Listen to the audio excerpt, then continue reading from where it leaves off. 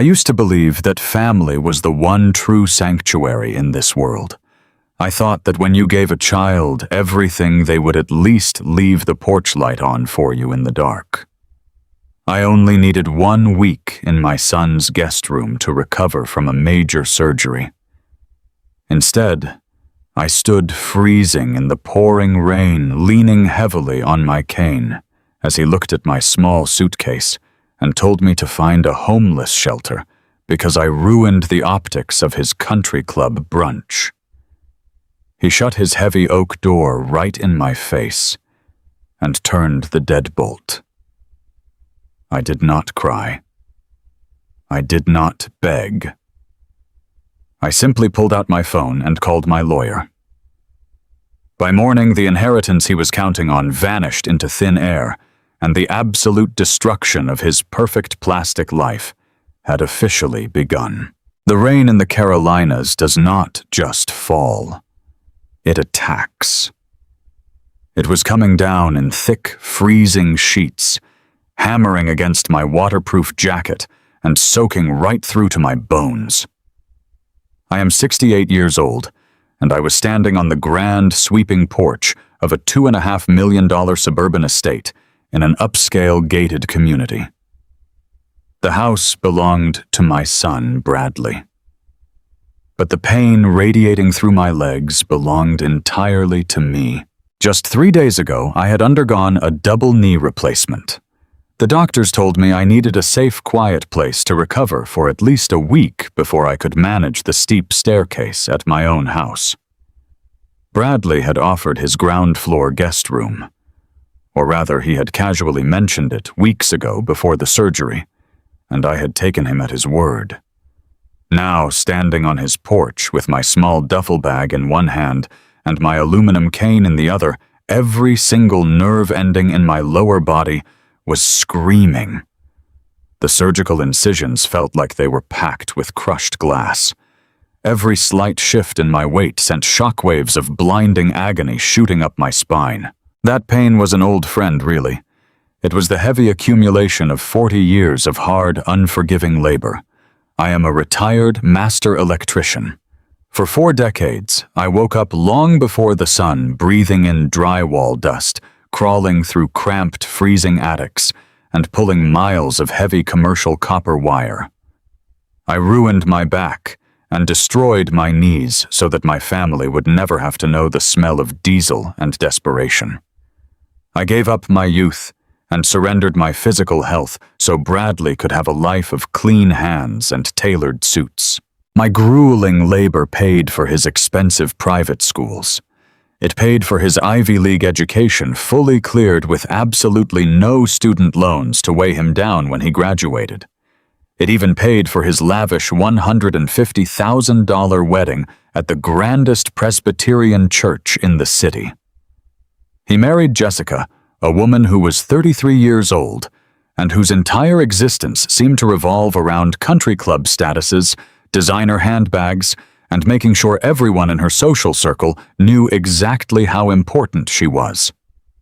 I never liked Jessica's obsession with superficial appearances, but I loved my son. I thought my job as a father was to provide the foundation and then step back.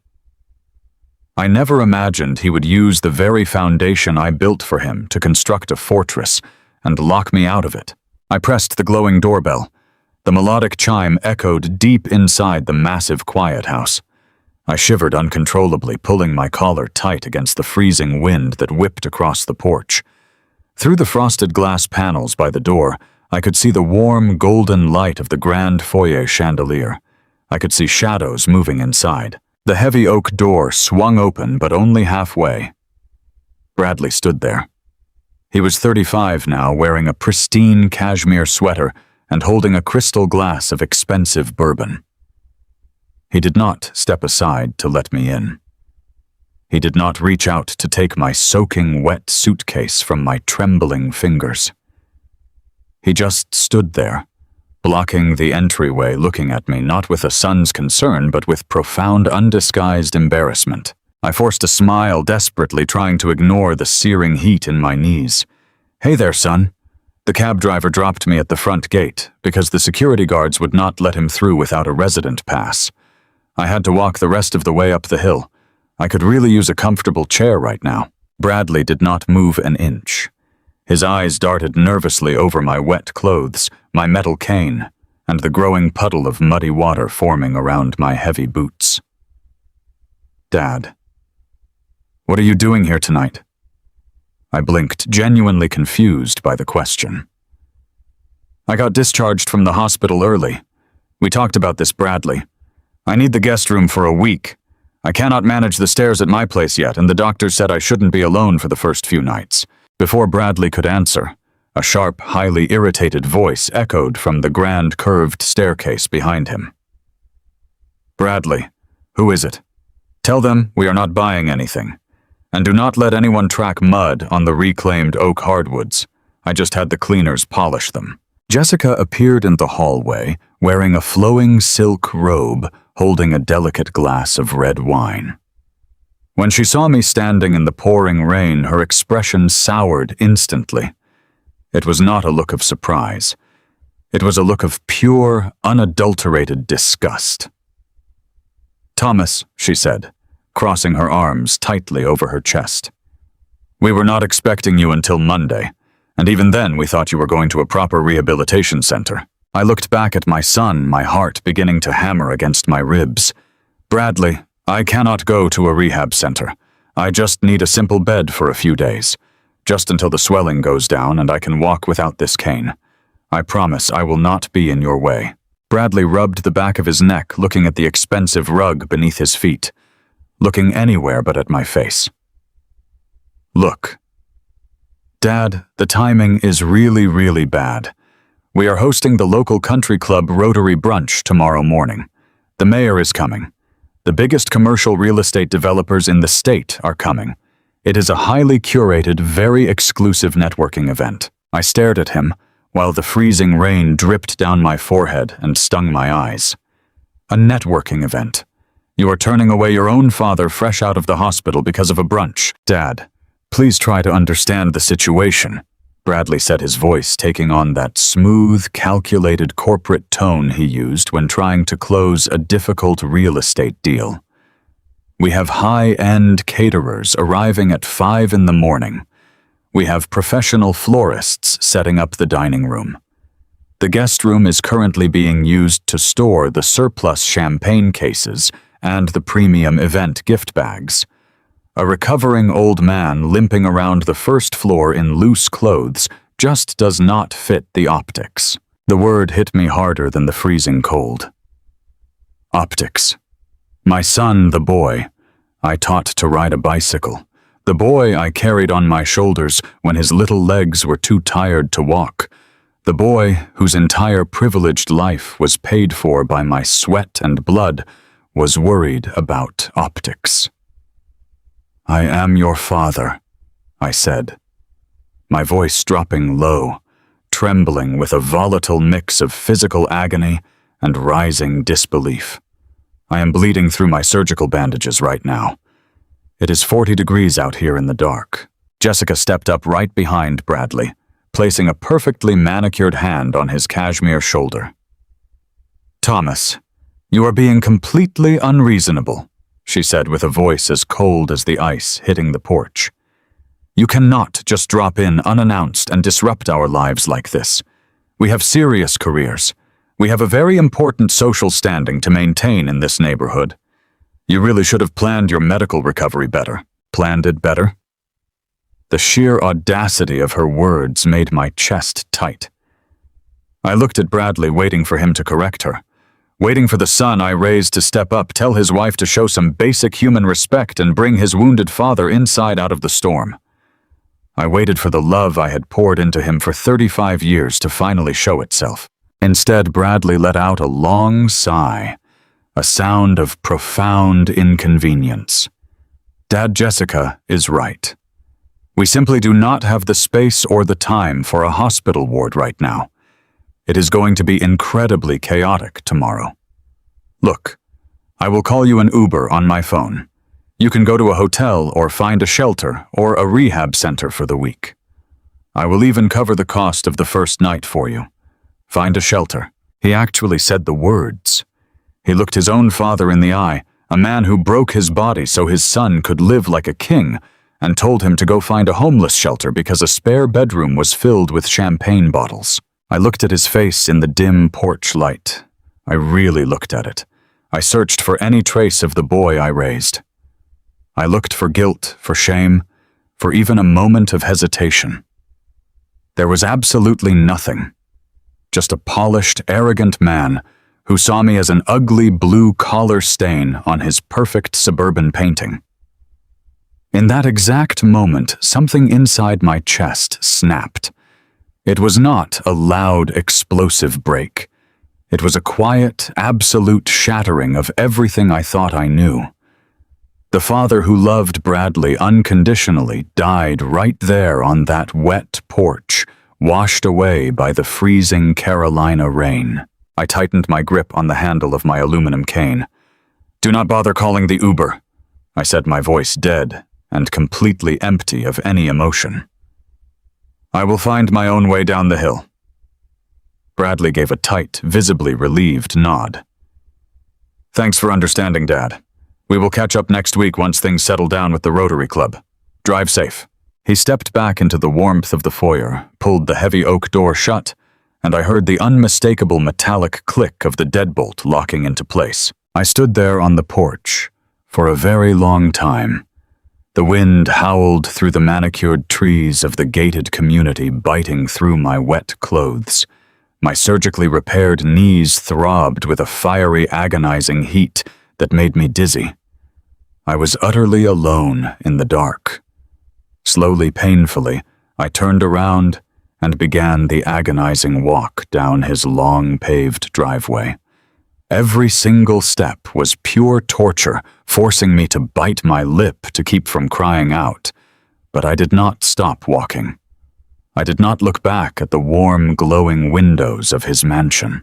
When I finally reached the main road completely soaked to the bone and shivering uncontrollably, I managed to hail a passing taxi. I fell heavily into the back seat, gasping for breath as the driver mercifully turned up the heat. He looked at me in the rearview mirror and asked me if I was okay. I told him I was perfectly fine. Because in a strange, terrible way, I was. The physical pain was blinding, but my mind had never been clearer in my entire life. Bradley thought he had just brushed off a poor, retired electrician. He thought I was just a needy pensioner surviving on a fixed income and a modest, unremarkable house. He thought he held all the power because he had the fancy university degree, the huge real estate property, and the high society wife. He thought I was weak and helpless. But Bradley did not know everything. He did not know that 5 years ago I quietly sold Henderson Commercial Electrics to a massive national conglomerate for $35 million. I placed every single cent of those funds into a secure blind trust because I never cared for luxury or showing off. I liked my simple life. I liked my quiet, ordinary house. I kept my immense wealth entirely secret because I wanted Bradley to earn his own way in the real world without waiting around for a massive handout from his old man. I pulled my soaking wet phone from my jacket pocket. My fingers were stiff and completely numb from the freezing temperature, but I steadily dialed the direct number of my estate lawyer, David. He answered on the 4th ring, sounding groggy and confused by the late hour. "Tommy, it is 1 a.m. Are you okay? Did the knee surgery go wrong?" "The surgery went fine, David," I said, my voice steady, stripped of any warmth or hesitation. "I need you to do something for me right now. I need you to open my file and completely shred the current will." There was a long, stunned pause on the other end of the line. "Tommy, you are leaving everything to Bradley. You have tens of millions tied up in that document. What is going on? What is going?" "Not anymore," I replied, watching the blurred streetlights pass by the taxi window. "Bradley is out. He is officially disinherited. Do not leave him a single copper penny. I want you to draw up the new paperwork by morning." I hung up the phone and placed it back in my pocket. I leaned my head against the cold glass of the taxi window. Bradley and Jessica were probably in their warm, expensive bed right now, sleeping soundly, completely convinced they had protected their perfect image for their country club friends. They had absolutely no idea that they had just locked out the one man who held the keys to an absolute fortune. They had no idea that by shutting that heavy oak door, they had blindly invited their own total ruin. As the taxi drove into the stormy night, I made a silent promise to myself. I was going to find out exactly what else was hiding behind that door. I was going to pull apart their perfect, arrogant life wire by wire until there was nothing left but dust. The taxi ride away from the gated community felt like a funeral procession. The driver navigated the slick, winding roads in absolute silence, the heavy downpour drumming a relentless rhythm against the roof of the car. I sat in the back seat, shivering violently as the freezing rain soaked through my jacket and chilled me down to the bone. Every time the car hit a pothole or a rough patch of asphalt, a blinding jolt of fire shot through my freshly operated knees. The surgical incisions felt like they were tearing open all over again, but the physical agony barely registered. My mind was completely trapped in a loop, endlessly replaying the heavy metallic click of Bradley throwing the deadbolt on his massive oak door. I looked out the window at the blurred streetlights passing by. I thought about the sheer weight of 40 years. I spent 4 decades pulling thick commercial copper wire through the concrete veins of this city. I spent my youth crawling through cramped, freezing attics and breathing in toxic drywall dust. I destroyed my back and ground my knees down to the bone so that my son could walk through life without ever knowing the sting of a single blister. I sacrificed every weekend, skipped every vacation, and ignored every ounce of my own comfort just to build a fortress of security for my family. And my ultimate reward for a lifetime of unwavering devotion was a closed door in the freezing rain. The driver pulled into the cracked asphalt parking lot of a neon-lit roadside motel. It was the kind of miserable establishment that charged $40 a night and asked absolutely no questions. The bright red vacancy sign flickered aggressively in the storm. I handed the driver a $50 bill, told him to keep the change, and dragged my battered body out into the relentless weather. It took every ounce of strength I possessed to walk to the front office, secure a room key, and shuffle down the exterior corridor to my designated door. The motel room was a damp, depressing box. The faded wallpaper was peeling at the corners, and the stale air smelled heavily of cheap bleach and old cigarette smoke. I dropped my small, wet suitcase onto the stained carpet and slowly lowered myself onto the edge of the sagging mattress. The ancient springs groaned loudly under my weight. I sat there in the dim, yellowish light, filtering through the thin curtains, letting the brutal reality of my situation wash over me in agonizing waves. To my only son, I was no longer a father. I was an expiration date. I was an embarrassing blue-collar relic of his past that completely clashed with his imported rugs and his high society country club friends. When he looked at my gray hair and my aluminum cane, he did not see the man who sacrificed everything for his future. He saw nothing but a massive inconvenience waiting to die. He wanted me completely out of sight until the day came to read my will. He assumed he knew exactly what that will contained. He assumed he had me entirely figured out, neatly boxed away in his mind as a poor retired electrician. For a very long time, I just sat in the cold room, listening to the storm lash against the cheap glass of the single window. The profound sorrow gripping my chest was suffocating. A weaker man might have wept uncontrollably. A weaker man might have picked up the phone, called his son back, and begged for a corner of the heated garage, apologizing profusely for ruining the pristine aesthetics of a Sunday brunch. But I am not a weak man. I built my entire life with my own 2 bare hands. I know how to construct complex systems from the ground up. I know how to spot a bad connection, and I know exactly how to cut the power when a circuit becomes dangerously toxic. The crushing heartbreak that had paralyzed me on that porch slowly began to solidify. The grief turned into something incredibly hard, something heavy and bitterly cold. The naive illusion of my perfect, loving family shattered into a million pieces, leaving behind a sharp, unforgiving clarity. If Bradley wanted to treat our sacred bond like a ruthless, calculated corporate transaction, then I would show him exactly how a true master plays the game. I reached into my soaking wet jacket and pulled out my phone. The screen glowed harshly in the pitch-black room.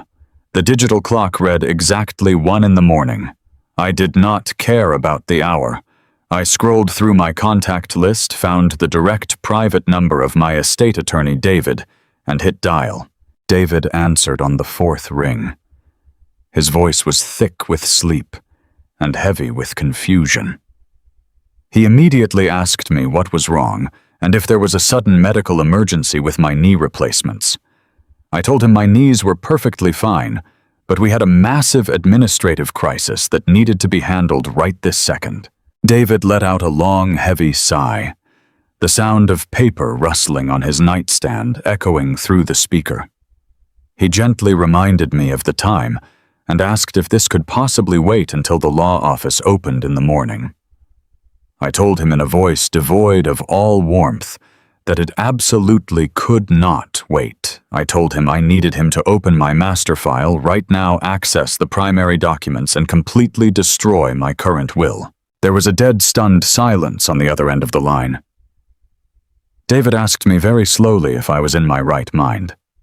He urgently reminded me that the legal document we had spent months drafting left an enormous, staggering estate entirely to Bradley.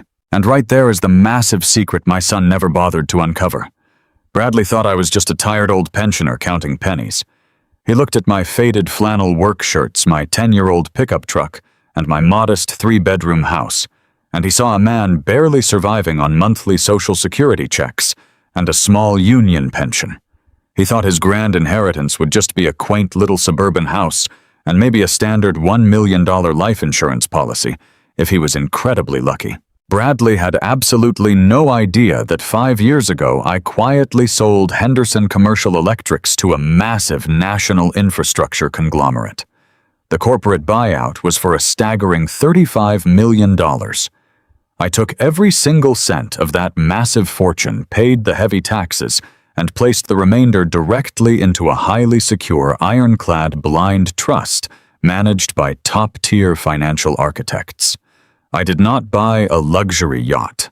I did not move to a private tropical island or buy flashy sports cars. I deeply loved my quiet neighborhood. I loved my simple daily routine and the friends I had known for decades. But more importantly, I kept the massive wealth a total secret because I wanted my son to build his own empire. I wanted him to work hard, stay humble, and earn his rightful place in the real world without the corrupting, lazy safety net of massive generational wealth. I wanted to surprise him with the entire fortune only after I was gone, as a final beautiful gift for a life well lived. I wanted to secure his children and his grandchildren forever, but Bradley had just shown me exactly who he truly was. He had shown me the dark, arrogant rot festering inside his heart. I spoke very clearly into the phone. I told David that Bradley was officially out. I instructed my lawyer to draw up the new paperwork by dawn. I wanted my son stripped of every single asset, removed from every trust provision, and permanently banned from every future financial payout. I wanted my signature on that new document the very second the sun came up over the horizon. David did not argue with me anymore. He knew my tone of voice perfectly. He had been my primary lawyer for over 20 years, and he knew that when I made a firm decision, it was carved permanently in stone. He promised the new documents would be ready and waiting on his mahogany desk by 8 in the morning.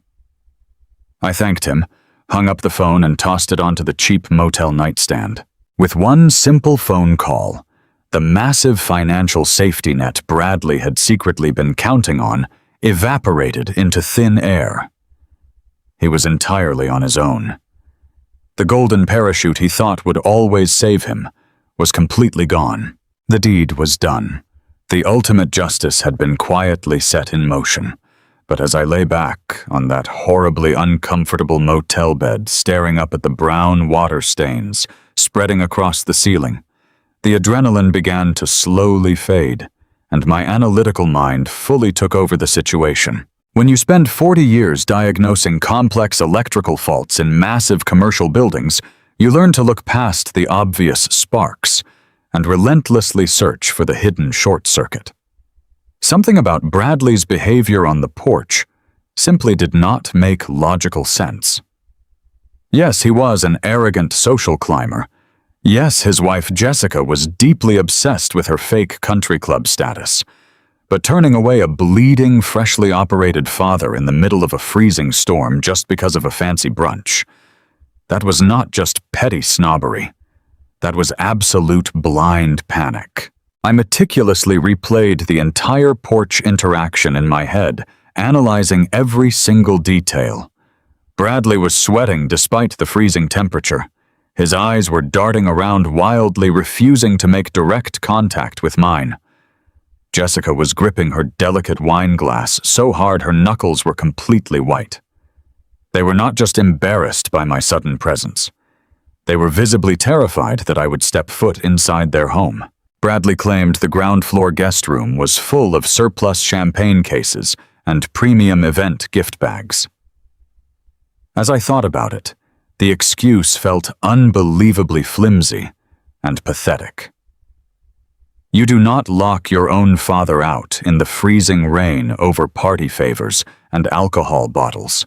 They were hiding something massive and incredibly volatile.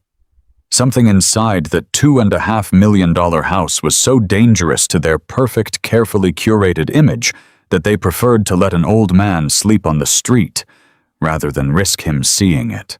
I realized right then that simply cutting Bradley out of the will was nowhere near enough. Disinheriting him was a silent, clean punishment, but it did not give me the crucial answers I needed. I needed to know exactly what kind of rot was eating away at the core of my son's supposedly perfect life. I needed to know why my own flesh and blood had suddenly turned into a ruthless, desperate stranger, willing to abandon his family for the sake of optics. I closed my eyes and let the ambient noise of the nearby highway wash over me. The pain in my knees pulsed like a steady, heavy drumbeat, acting as a constant physical reminder of the profound emotional scars inflicted tonight. Tomorrow morning I would march into the law office and sign the official papers to permanently erase Bradley from my financial legacy. But the day after that, I was going to pull back the walls of his pristine, wealthy life. I was going to find the hidden wires, trace the corrupt currents, and drag every single one of his dark, miserable secrets out into the blinding light of day. I was not just going to walk away quietly, I was going to burn his illusion to the ground. The stark morning sun cut through the cheap plastic blinds of the motel room like a bright, hot knife. I opened my eyes to the smell of stale dampness and the distant roar of 18-wheelers out on the interstate. For a brief second, my mind tried to trick me into believing I was waking up in my own bed, and that the events of the previous night were just a terrible fever dream, brought on by the pain medication. Then I tried to move my legs. The stiff, burning agony in my surgically repaired knees immediately brought the entire nightmare rushing back. The pouring rain, the heavy oak door, the look of absolute disgust on my daughter-in-law's face, the cowardly relief in my son's eyes as he locked me out in the cold. I sat up slowly and swung my legs over the edge of the sagging mattress. I did not shed a single tear. The deep, agonizing sorrow I had felt on that porch had completely frozen over during the night. In its place was a quiet, terrifying clarity. I reached for my phone and dialed the one man in this world I trusted more than anyone else. I called my brother-in-law, Hank. Hank is a retired state trooper who spent 30 years dealing with the absolute worst of human nature. He is a mountain of a man, with silver hair, a thick gray mustache, and a voice that sounds like gravel grinding under a heavy tire. More importantly, he was the older brother of my late wife, Sarah. Hank loved Sarah more than life itself, and when she passed away, he transferred all that fierce protective loyalty directly to me. He views me as his own blood. After retiring from the force, Hank opened a private investigation firm. He specialized in corporate background checks and asset tracing. He knew how to dig through the dirt without ever getting his hands visibly dirty. He answered the phone with a gruff morning greeting. I did not waste time with pleasantries. I told him exactly where I was and what Bradley had done to me. I heard a sharp intake of breath on the other end of the line, followed by a silence so heavy it felt like the air had been sucked out of the room. When Hank finally spoke, his voice was completely devoid of its usual booming warmth. It was low and dangerously calm. He told me to stay right where I was and that he was on his way. 20 minutes later, a massive black SUV pulled into the cracked asphalt parking lot of the motel. Hank stepped out wearing a faded leather jacket and his old leather boots. He walked into my miserable room and looked at my wet clothes, my aluminum cane, and the defeated slump of my shoulders. His jaw clenched so tight I could see the muscles twitching beneath his skin. He did not ask how I was feeling. He just picked up my small suitcase and gently helped me to my feet. He guided me out to his truck with the kind of absolute care a soldier gives to a wounded comrade. We drove to a quiet corner booth at a local diner on the edge of town. The waitress poured us 2 mugs of scalding black coffee and left us alone. Hank sat across from me, stirring his coffee with a slow, methodical rhythm. He looked me dead in the eye and said Sarah would be absolutely ashamed of the monster that boy has become. If she were alive today, she would have dragged him out of that mansion by his ear. I know you love him, Tommy, but what he did last night crosses a line that cannot ever be uncrossed. What do you want to do about it? I wrapped my hands around the warm ceramic mug, letting the heat soak into my stiff joints. I told Hank that I had already called my estate lawyer and completely shredded my will. I told him Bradley was officially cut off from every single penny, but I also explained that disinheriting him was simply not enough. I told Hank that my son was terrified last night. I explained how Bradley and Jessica were sweating and panicking like cornered animals trying to keep me out of their house. I looked at Hank and told him I needed to know exactly what was hiding behind that heavy oak door. I wanted a complete, relentless forensic audit of Bradley's entire existence. I wanted his corporate real estate firm turned inside out. Hank leaned back in the vinyl booth and crossed his massive arms. Tommy, he said gently. A deep forensic dive into a corporate real estate development firm takes a small army of specialized accountants. You are talking about piercing corporate veils, tracking offshore accounts, and untangling complex shell companies. That kind of private investigation costs a small fortune. I will work for you for free until the day I die, but the forensic accounting ghosts we need to hire do not come cheap. You are a retired electrician living on a fixed pension. How are you going to pay a team of corporate auditors? I took a slow sip of my black coffee. I looked around the empty diner to make sure no one was listening. Then I told Hank the massive secret I had kept hidden from the entire world for the last 5 years. I explained how I had quietly sold Henderson Commercial Electrics to a massive national infrastructure conglomerate. I told him about the $35 million buyout. I explained the ironclad blind trust and the top-tier financial architects managing my massive unseen wealth. Hank just stared at me. His eyes went wide and his mouth opened slightly in a rare display of total shock.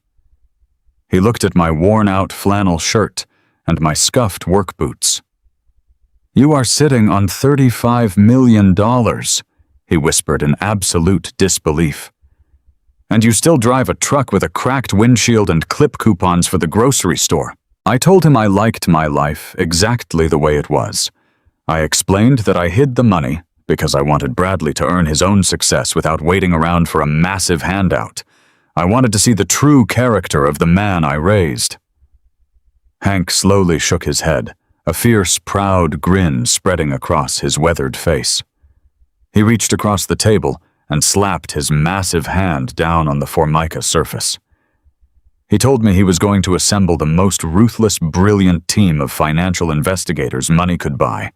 We were going to rip the roof off Bradley's pristine corporate life and expose every single rotten beam holding it together. Over the next 3 weeks, I moved back into my own modest, comfortable home. I spent my days diligently doing my physical therapy exercises. The searing pain in my surgically repaired knees slowly began to fade, giving way to a dull, manageable ache. I learned to walk without the aluminum cane, relying only on a slight limp that the doctors assured me would disappear with time. My physical body was healing beautifully, but the deep emotional wound in my chest remained wide open. I did not hear a single word from Bradley.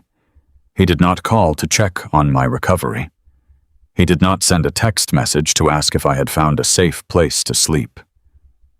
The complete and total silence from my only son was a daily agonizing reminder of exactly why I had initiated this war. While I healed in the quiet comfort of my home, Hank and his team of ghosts went to work.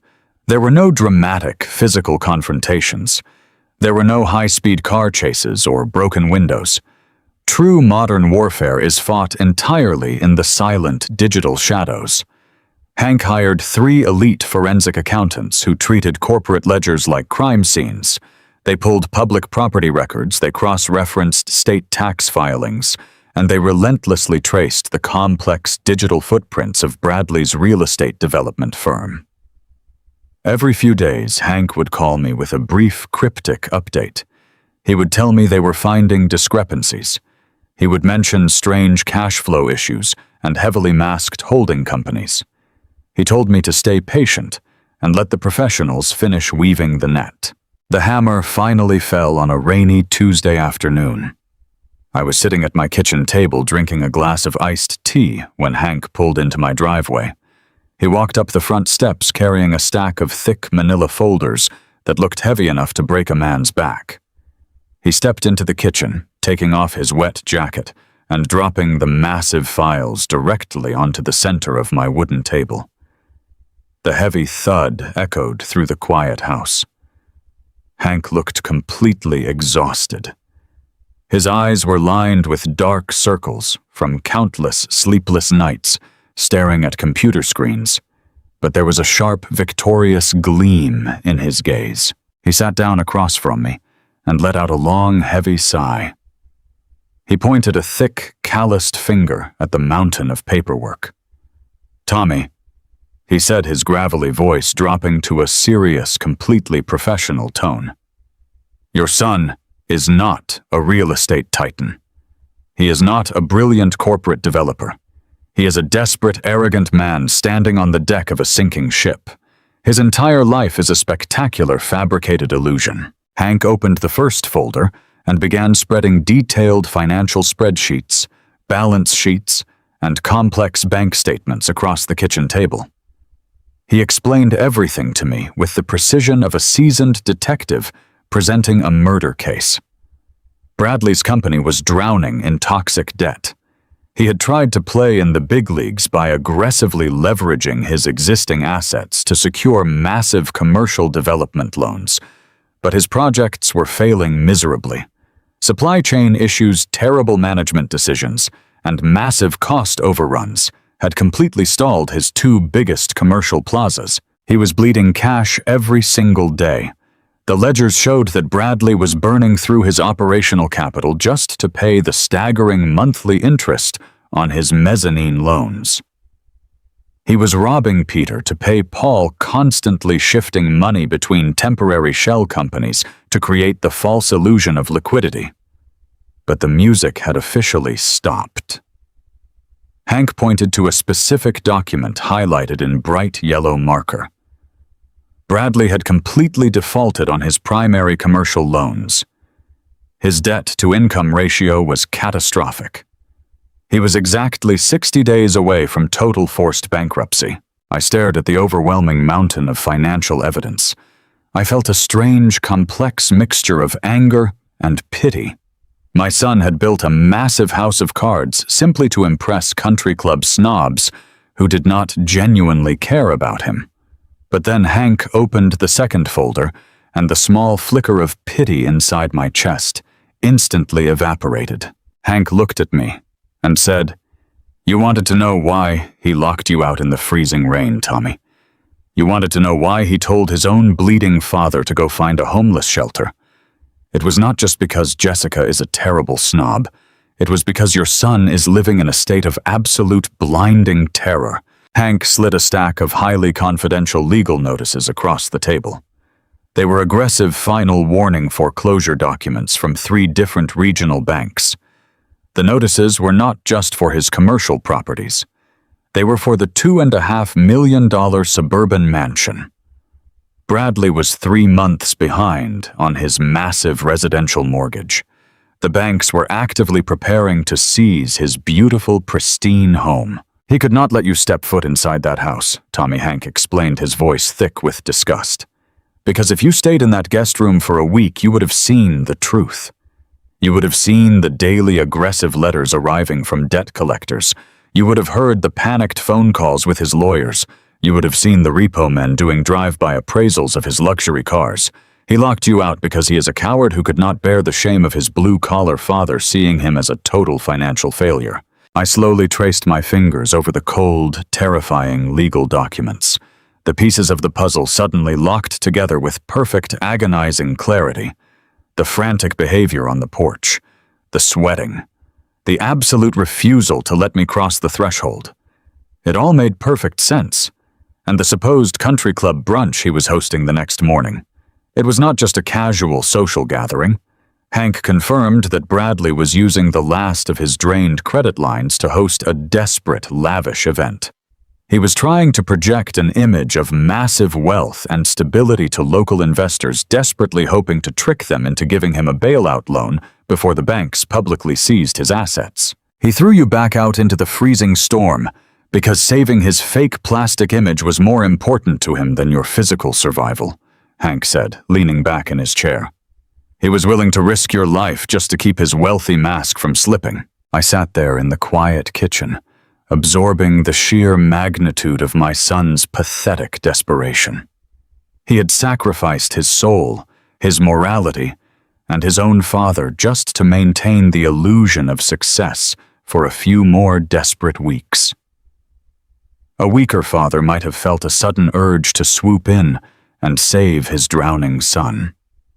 A weaker man might have used his $35 million fortune to quietly pay off the debts and rescue his boy from the impending ruin.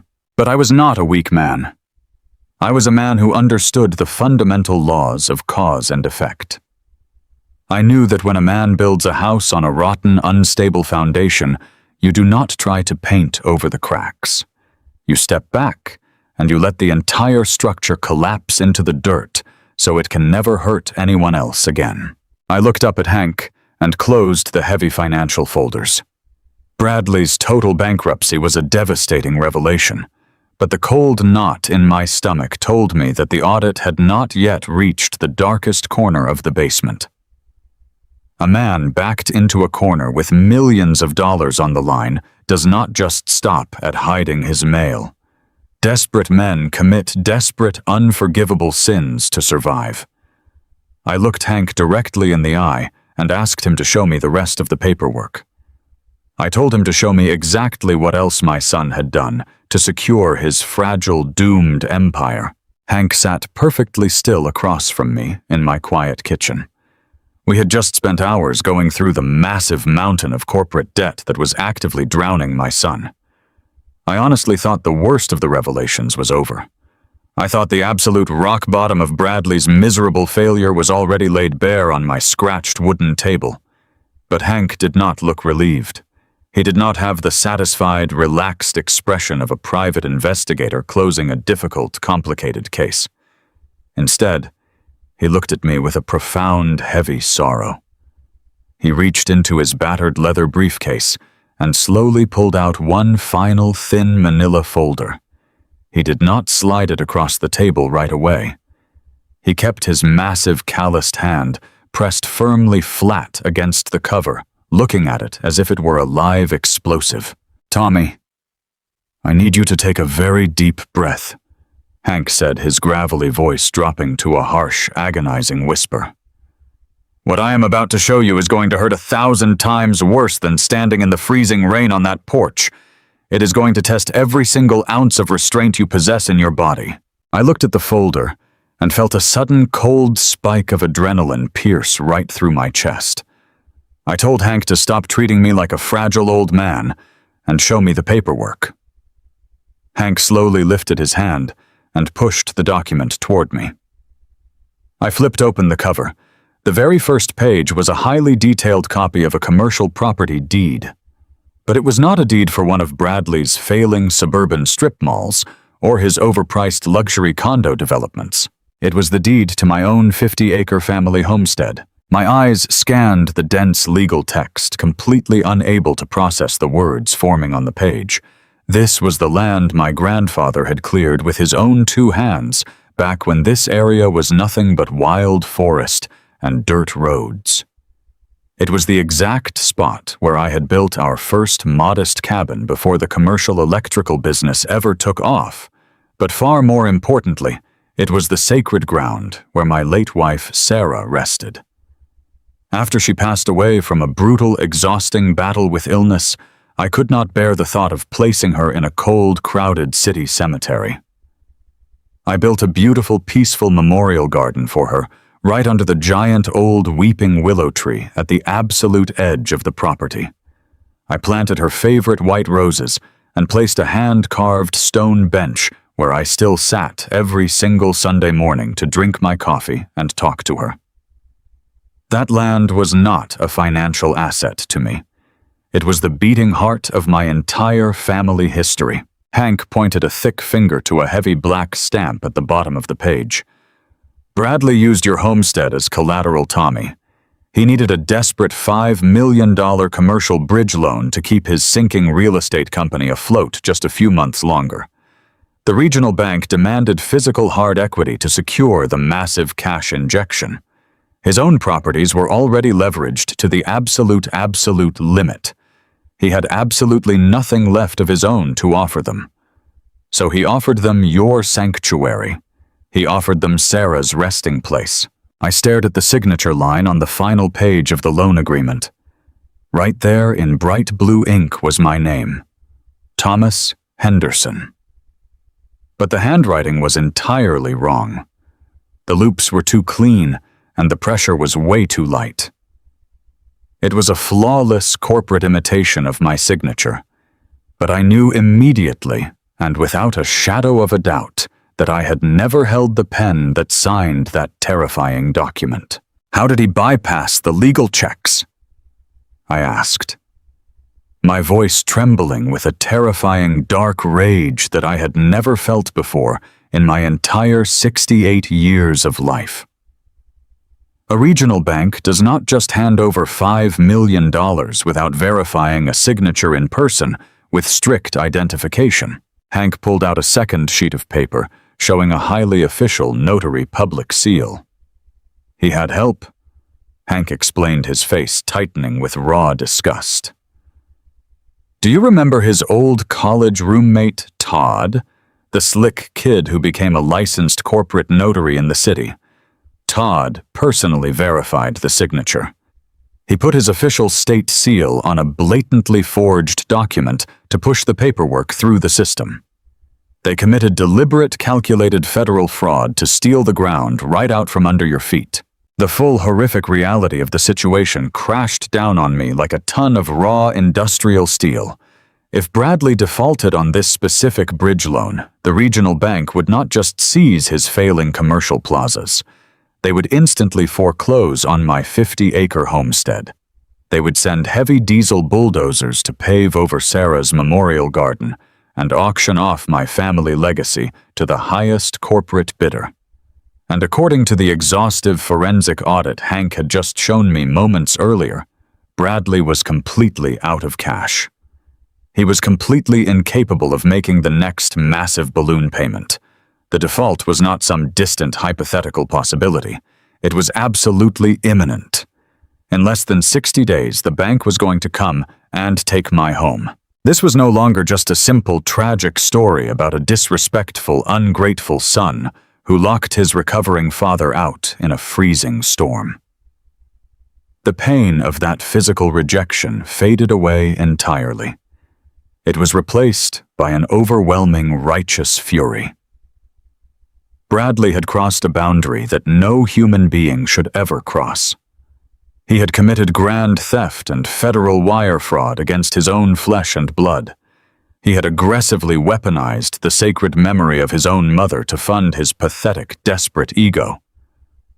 He looked me straight in the eye, on that wet porch, knowing fully well that he had secretly signed away the very ground I stood on.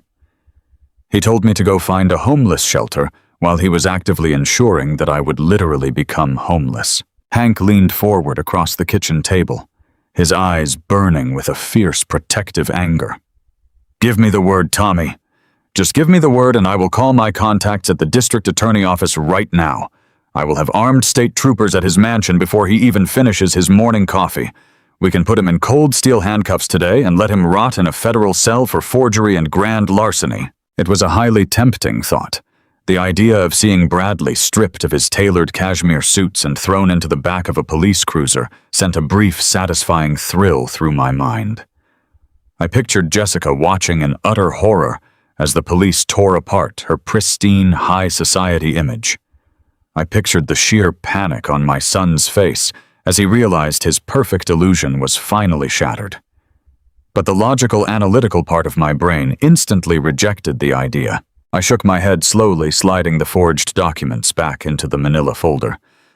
"No," I said, my voice dropping to a chillingly calm register. "If we just call the police right now, it becomes a messy, chaotic, public legal battle. Bradley will hire expensive, aggressive defense attorneys. He will tie the criminal case up in endless bureaucratic appeals and lie to the jury claiming he had my verbal permission to use the land. He will cry to the judge and play the victim pretending it was all a terrible, tragic misunderstanding between a father and son. Meanwhile, the bank will legally freeze the assets, and my homestead will be locked in judicial probate for years. I will not leave Sarah's resting place in the hands of a distracted bankruptcy judge or a team of greedy corporate liquidators." Hank looked at me, a slow, dawning understanding forming in his eyes. "You want to handle this yourself?" he asked, his voice softening with a deep, profound respect. "I do not just want to punish him," I replied, feeling the cold, calculated resolve settle deep into my bones. "I want to utterly dismantle him. I want to execute a systemic, unavoidable annihilation of his entire world. If I hand him over to the police, he just loses his freedom and becomes a martyr for his rich friends.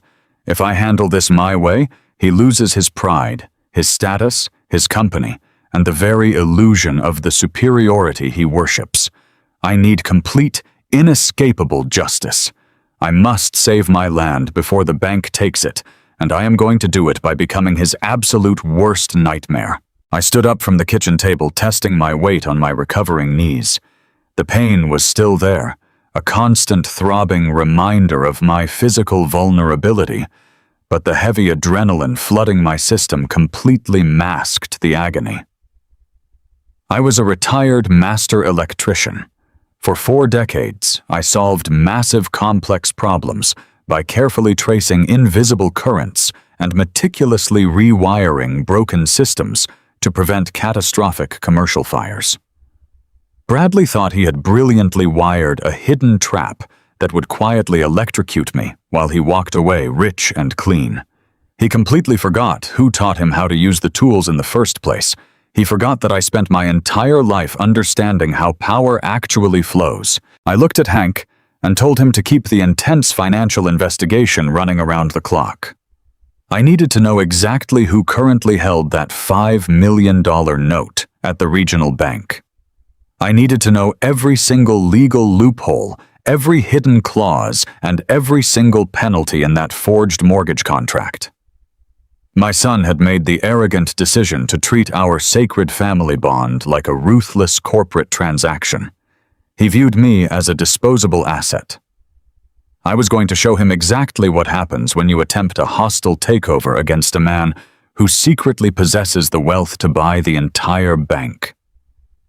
The freezing rain on his country club porch had violently washed away my blind parental love. The forged signature on this sacred deed had just ignited an absolute war. And I was going to finish it with devastating precision. After uncovering the profound depth of the financial depravity my son was hiding, I could not help but wonder about the woman standing next to him on that porch. Jessica had always been a master of superficial appearances. She wore expensive designer labels like protective armor and treated everyone outside her elevated tax bracket like an unwanted pest. When Bradley locked me out in the freezing rain, she did not flinch or show a single ounce of human compassion. She merely complained about the mud on her reclaimed hardwood floors. I desperately needed to know if she was a clueless victim of his impending bankruptcy, or if she was a willing, active participant in the massive fraud that was about to cost me the memorial garden dedicated to my late wife. I sat at my wooden kitchen table, looking at the forged loan documents, and asked Hank a very simple question. We know Bradley is drowning in toxic debt, but what exactly does his wife know about the water level? Hank did not hesitate for a single second. He told me that when you lift a rotten log, you never just find one type of venomous insect. He mobilized his private investigation team to focus entirely on Jessica and her daily routines. He used completely legal methods, pulling public business records cross-referencing social media locations and legally tracking her public movements across the city. Hank was a retired state trooper who knew exactly how to run tight surveillance without breaking a single privacy law. He assigned one of his absolute best field investigators to follow her predictable schedule for a full week. I honestly thought we would just find a spoiled woman shopping the remaining credit lines of her husband into total oblivion. I thought we would find a shallow socialite, living in a blissful state of arrogant denial, while her world slowly crumbled around her. What Hank actually brought back to my kitchen a few days later was a level of cold, calculated malice that genuinely made my stomach turn into tight knots and challenged everything I thought I knew about human decency. It was a quiet Thursday evening when Hank returned to my house. He did not bring towering stacks of financial ledgers this time. He brought a sleek black laptop and a single, thick manila envelope. He set the computer on the table and opened the envelope, sliding a stack of high-resolution printed photographs toward me. The pictures were taken outside an upscale boutique hotel in the downtown financial district. They showed Jessica stepping out of her expensive imported sports car, looking around carefully before walking toward the entrance. But she was not meeting her husband for a romantic afternoon. She was meeting a man I recognized immediately from the covers of local business magazines. It was Preston. He was a slick, highly aggressive commercial developer and the absolute biggest rival in the regional real estate market, fighting against Bradley.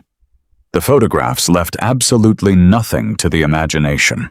They captured Jessica and Preston holding hands, sharing intimate embraces, and disappearing together into the private elevator of the luxury hotel. My son was currently drowning in catastrophic debt and facing total public ruin while his wife was spending her afternoons in a luxury hotel suite with the exact man actively trying to crush his business. The sheer betrayal was incredibly deep, but it still did not fully explain the absolute panic I had witnessed on their front porch. Affairs are unfortunately common in their shallow plastic world, where loyalty is frequently traded for better social standing.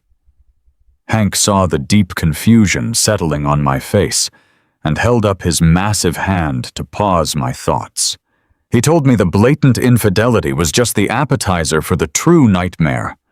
The real toxic poison was hiding inside the audio files waiting to be heard.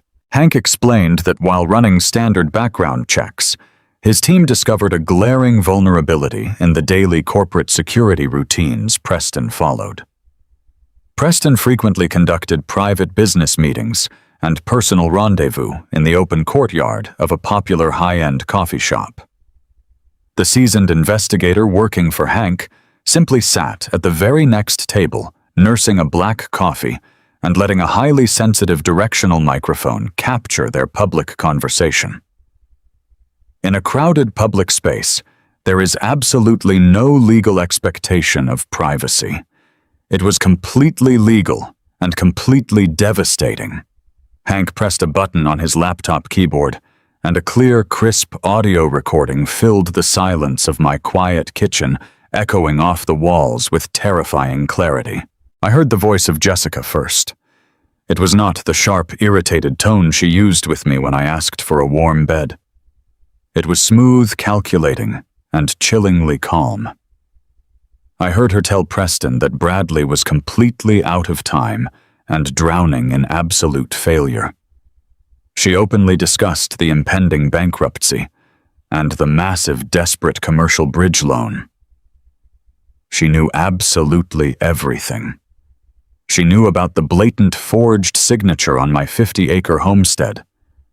She knew Bradley had committed federal fraud to secure the $5 million from the regional bank, but she was not planning to turn him in or stand faithfully by his side during the inevitable collapse. She was using his criminal desperation as a stepping stone for her own selfish desires. Preston asked her why she was still sleeping in that massive suburban mansion if the walls were about to completely cave in on them. Her answer sent a shock of pure, solid ice straight through my veins. She laughed a soft, cruel sound that made my skin crawl and told her wealthy lover that she was simply waiting for the old man to drop dead. She meant me. My own daughter-in-law was sitting in a sunny public courtyard drinking an expensive artisan latte and casually plotting her financial exit strategy based entirely on my impending death. Hank paused the digital recording to let the horrific words fully sink into my mind. He pulled a printed transcript of intercepted text messages from the manila envelope. The brilliant tech expert working for Hank had legally obtained public metadata and pieced together the digital communication timeline between the two lovers. Jessica had laid out a meticulous, twisted blueprint for her bright future. She firmly believed that my recent double knee replacement was just the beginning of a rapid, steep physical decline. She was absolutely convinced that I was a frail, dying pensioner who would not last another 6 months on this earth.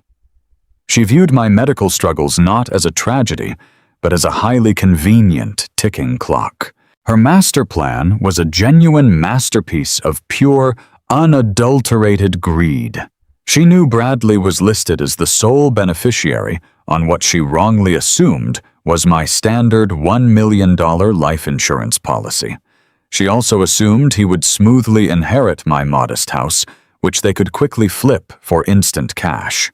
According to her recorded conversation with Preston, she planned to let my imaginary death payout completely cover the immediate massive balloon payments on the toxic commercial loans crushing Bradley.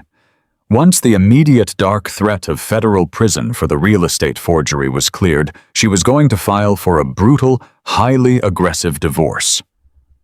She planned to blindside Bradley in court, seize exactly half of his newly stabilized assets, and ride off into the sunset with Preston leaving her husband with absolutely nothing. She was not just cheating on my son and destroying his marriage, she was treating my actual human life as a convenient, disposable financial bailout. They were literally counting the days until my heart stopped beating so they could cash in my chips.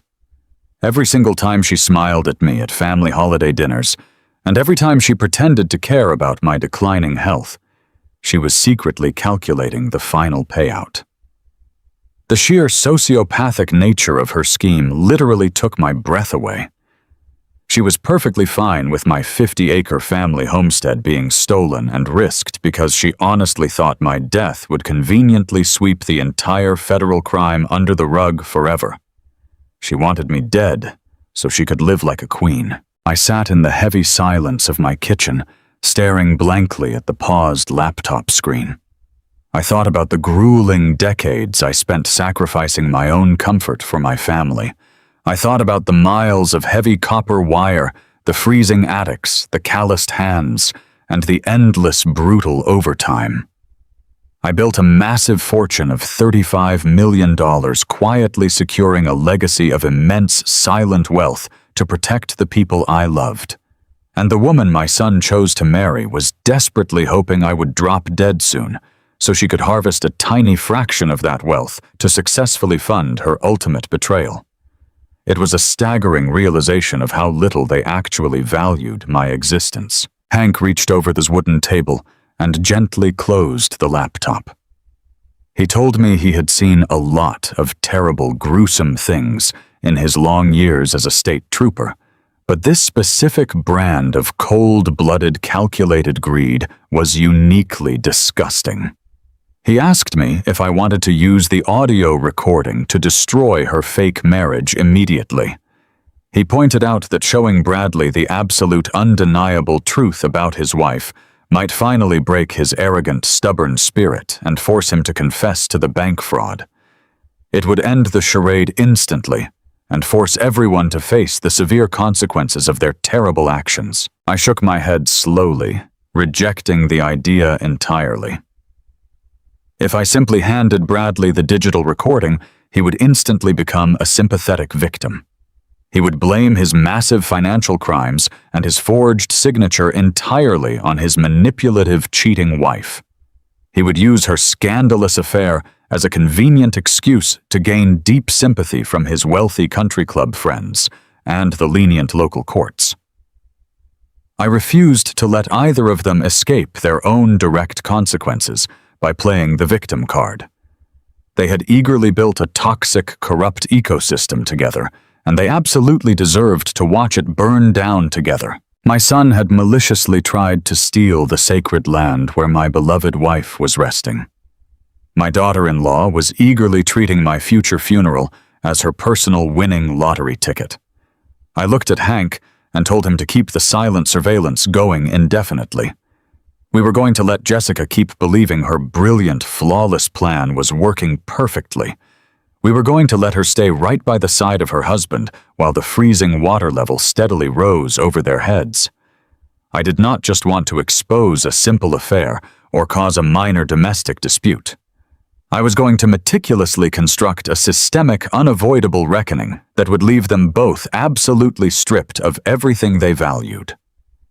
The rot inside their mansion ran much deeper than a locked door in the freezing rain, and my inevitable response was going to be an absolute masterpiece of pure justice. I spent my entire adult life believing that if you provided a solid, honest foundation for a child, they would naturally build a decent, honorable life on top of it.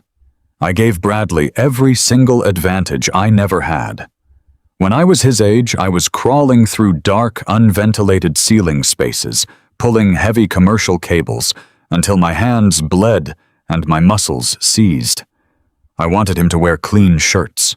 I wanted him to work in air-conditioned rooms. I thought the money I poured into his expensive private education would shape him into a great leader.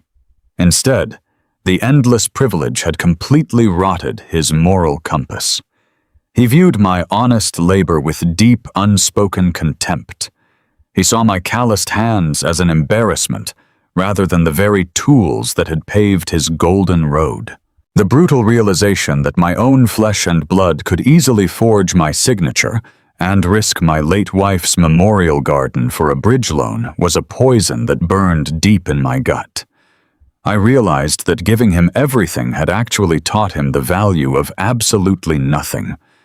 If I simply handed him over to the criminal courts, he would never learn the true weight of his actions.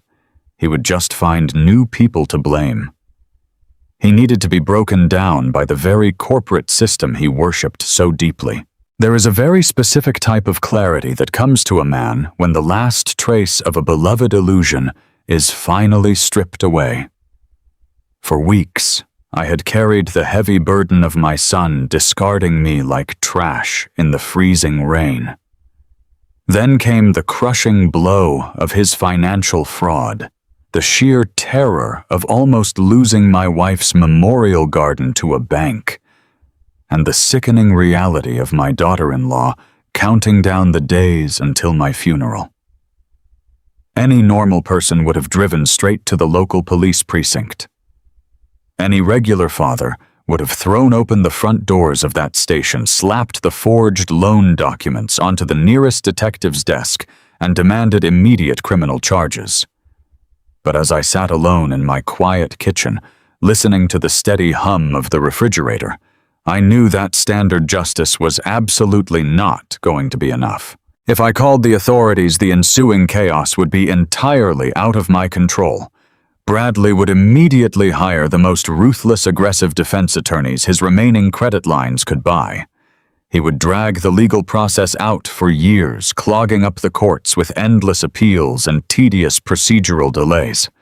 He would stand in front of a sympathetic jury, wearing a perfectly tailored suit, crying fake tears, and claiming that I had given him verbal permission to use the family homestead as collateral. He would spin a tragic, highly publicized narrative about a terrible misunderstanding between a hard-working developer and his confused, aging father. And during all those years of agonizing legal warfare, my 50-acre property would remain locked in a terrifying state of judicial limbo. The regional bank would freeze the assets. The land where my beautiful Sarah rested would be completely vulnerable to corporate liquidators. I absolutely refused to surrender my family legacy to the slow, uncaring gears of the criminal justice system. I needed something far more devastating. I needed systemic, inescapable karma. The very next morning, I drove my old, battered pickup truck into the heart of the city financial district. I did not wear a suit. I wore my clean, faded blue jeans and a sturdy flannel work shirt. I parked my truck between a sleek, imported sports car and a massive luxury utility vehicle. The towering skyscrapers of glass and steel reflected the bright morning sun, standing as monuments to the kind of greed that was currently infecting my son. I walked into the soaring glass and marble lobby of the most prestigious law firm in the state. The young receptionists looked at me like I was completely lost, assuming I was there to fix a broken light fixture or repair a faulty outlet. They had no idea that I was the wealthiest client in their entire building. David, my trusted estate lawyer, met me in his massive corner office overlooking the city skyline. I sat down in a plush leather chair and laid the forged loan documents flat on his pristine mahogany desk. I told him everything Hank and his team of private investigators had uncovered. I watched the color completely drain from David's face as he read the fraudulent notary seal and the staggering $5 million bridge loan tied directly to my sacred property. He immediately reached for his desk phone, promising to call the district attorney and secure a federal warrant before noon. I reached across the desk and gently pushed his hand away from the receiver. I told him we were not calling the police. I told him we were going to war using our own ammunition. I instructed David to open the secured vault on my $35 million blind trust. For 5 long years, that massive fortune had been quietly growing in the background, carefully managed by brilliant financial architects, safely hidden from Bradley and his greedy wife. I told my lawyer that it was finally time to put that immense wealth to work. I did not want to sue my son. I wanted to completely consume him. I wanted to buy the exact regional bank debt that was currently suffocating his failing real estate company. I wanted to become the singular, absolute master of his financial survival. David leaned back in his chair, completely stunned by the sheer audacity and ruthless scale of my plan. He explained that purchasing distressed commercial debt was a highly complex and delicate maneuver. Regional banks do not typically sell high-value loans to random individuals. The transaction would require intense negotiation, absolute secrecy, and a massive amount of liquid capital. He warned me that stepping into the arena of corporate debt acquisition meant playing a very dangerous game with ruthless institutional lenders. I looked him dead in the eye and reminded him that we possessed exactly 35 million reasons to make the bank listen. I authorized him to use whatever aggressive legal tactics were necessary to secure the note. We spent the entire day locked in his massive conference room. David brought in his senior corporate partners, who were brilliant men and women who specialized in aggressive acquisitions and hostile market takeovers. We drank endless cups of bitter black coffee and ordered cheap sandwiches while we meticulously drafted the ultimate financial trap.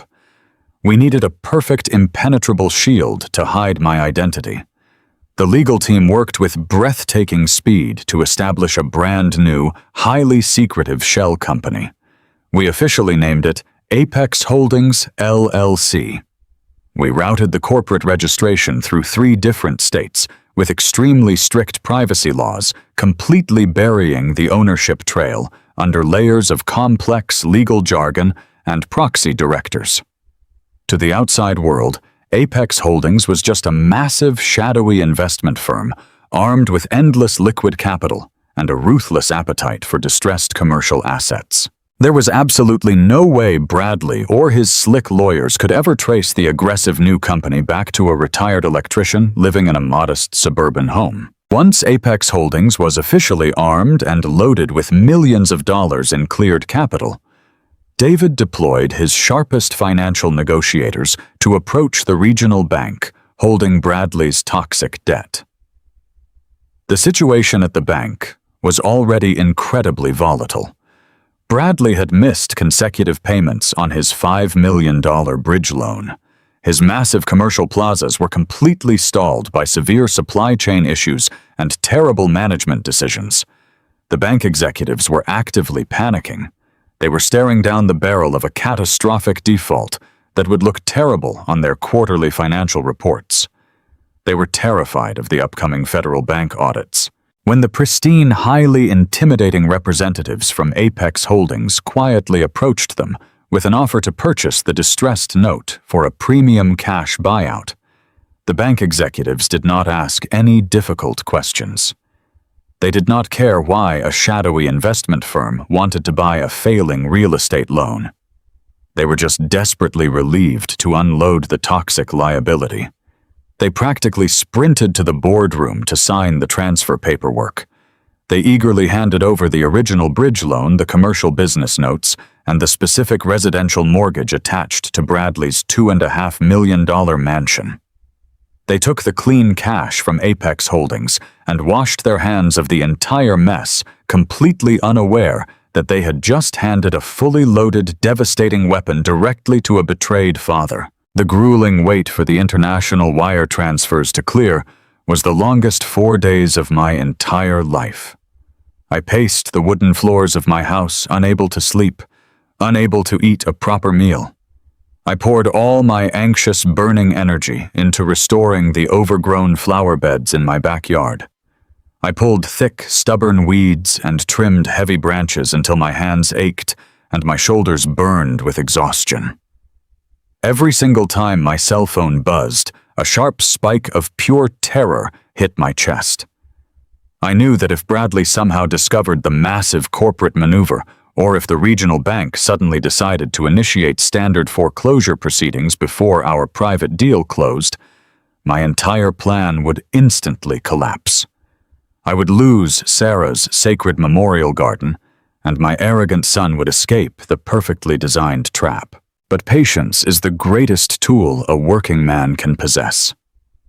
On the afternoon of the 5th day, my phone finally rang. It was David.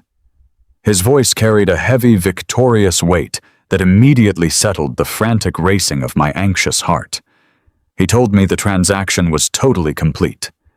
The bank had officially transferred every single piece of debt to Apex Holdings.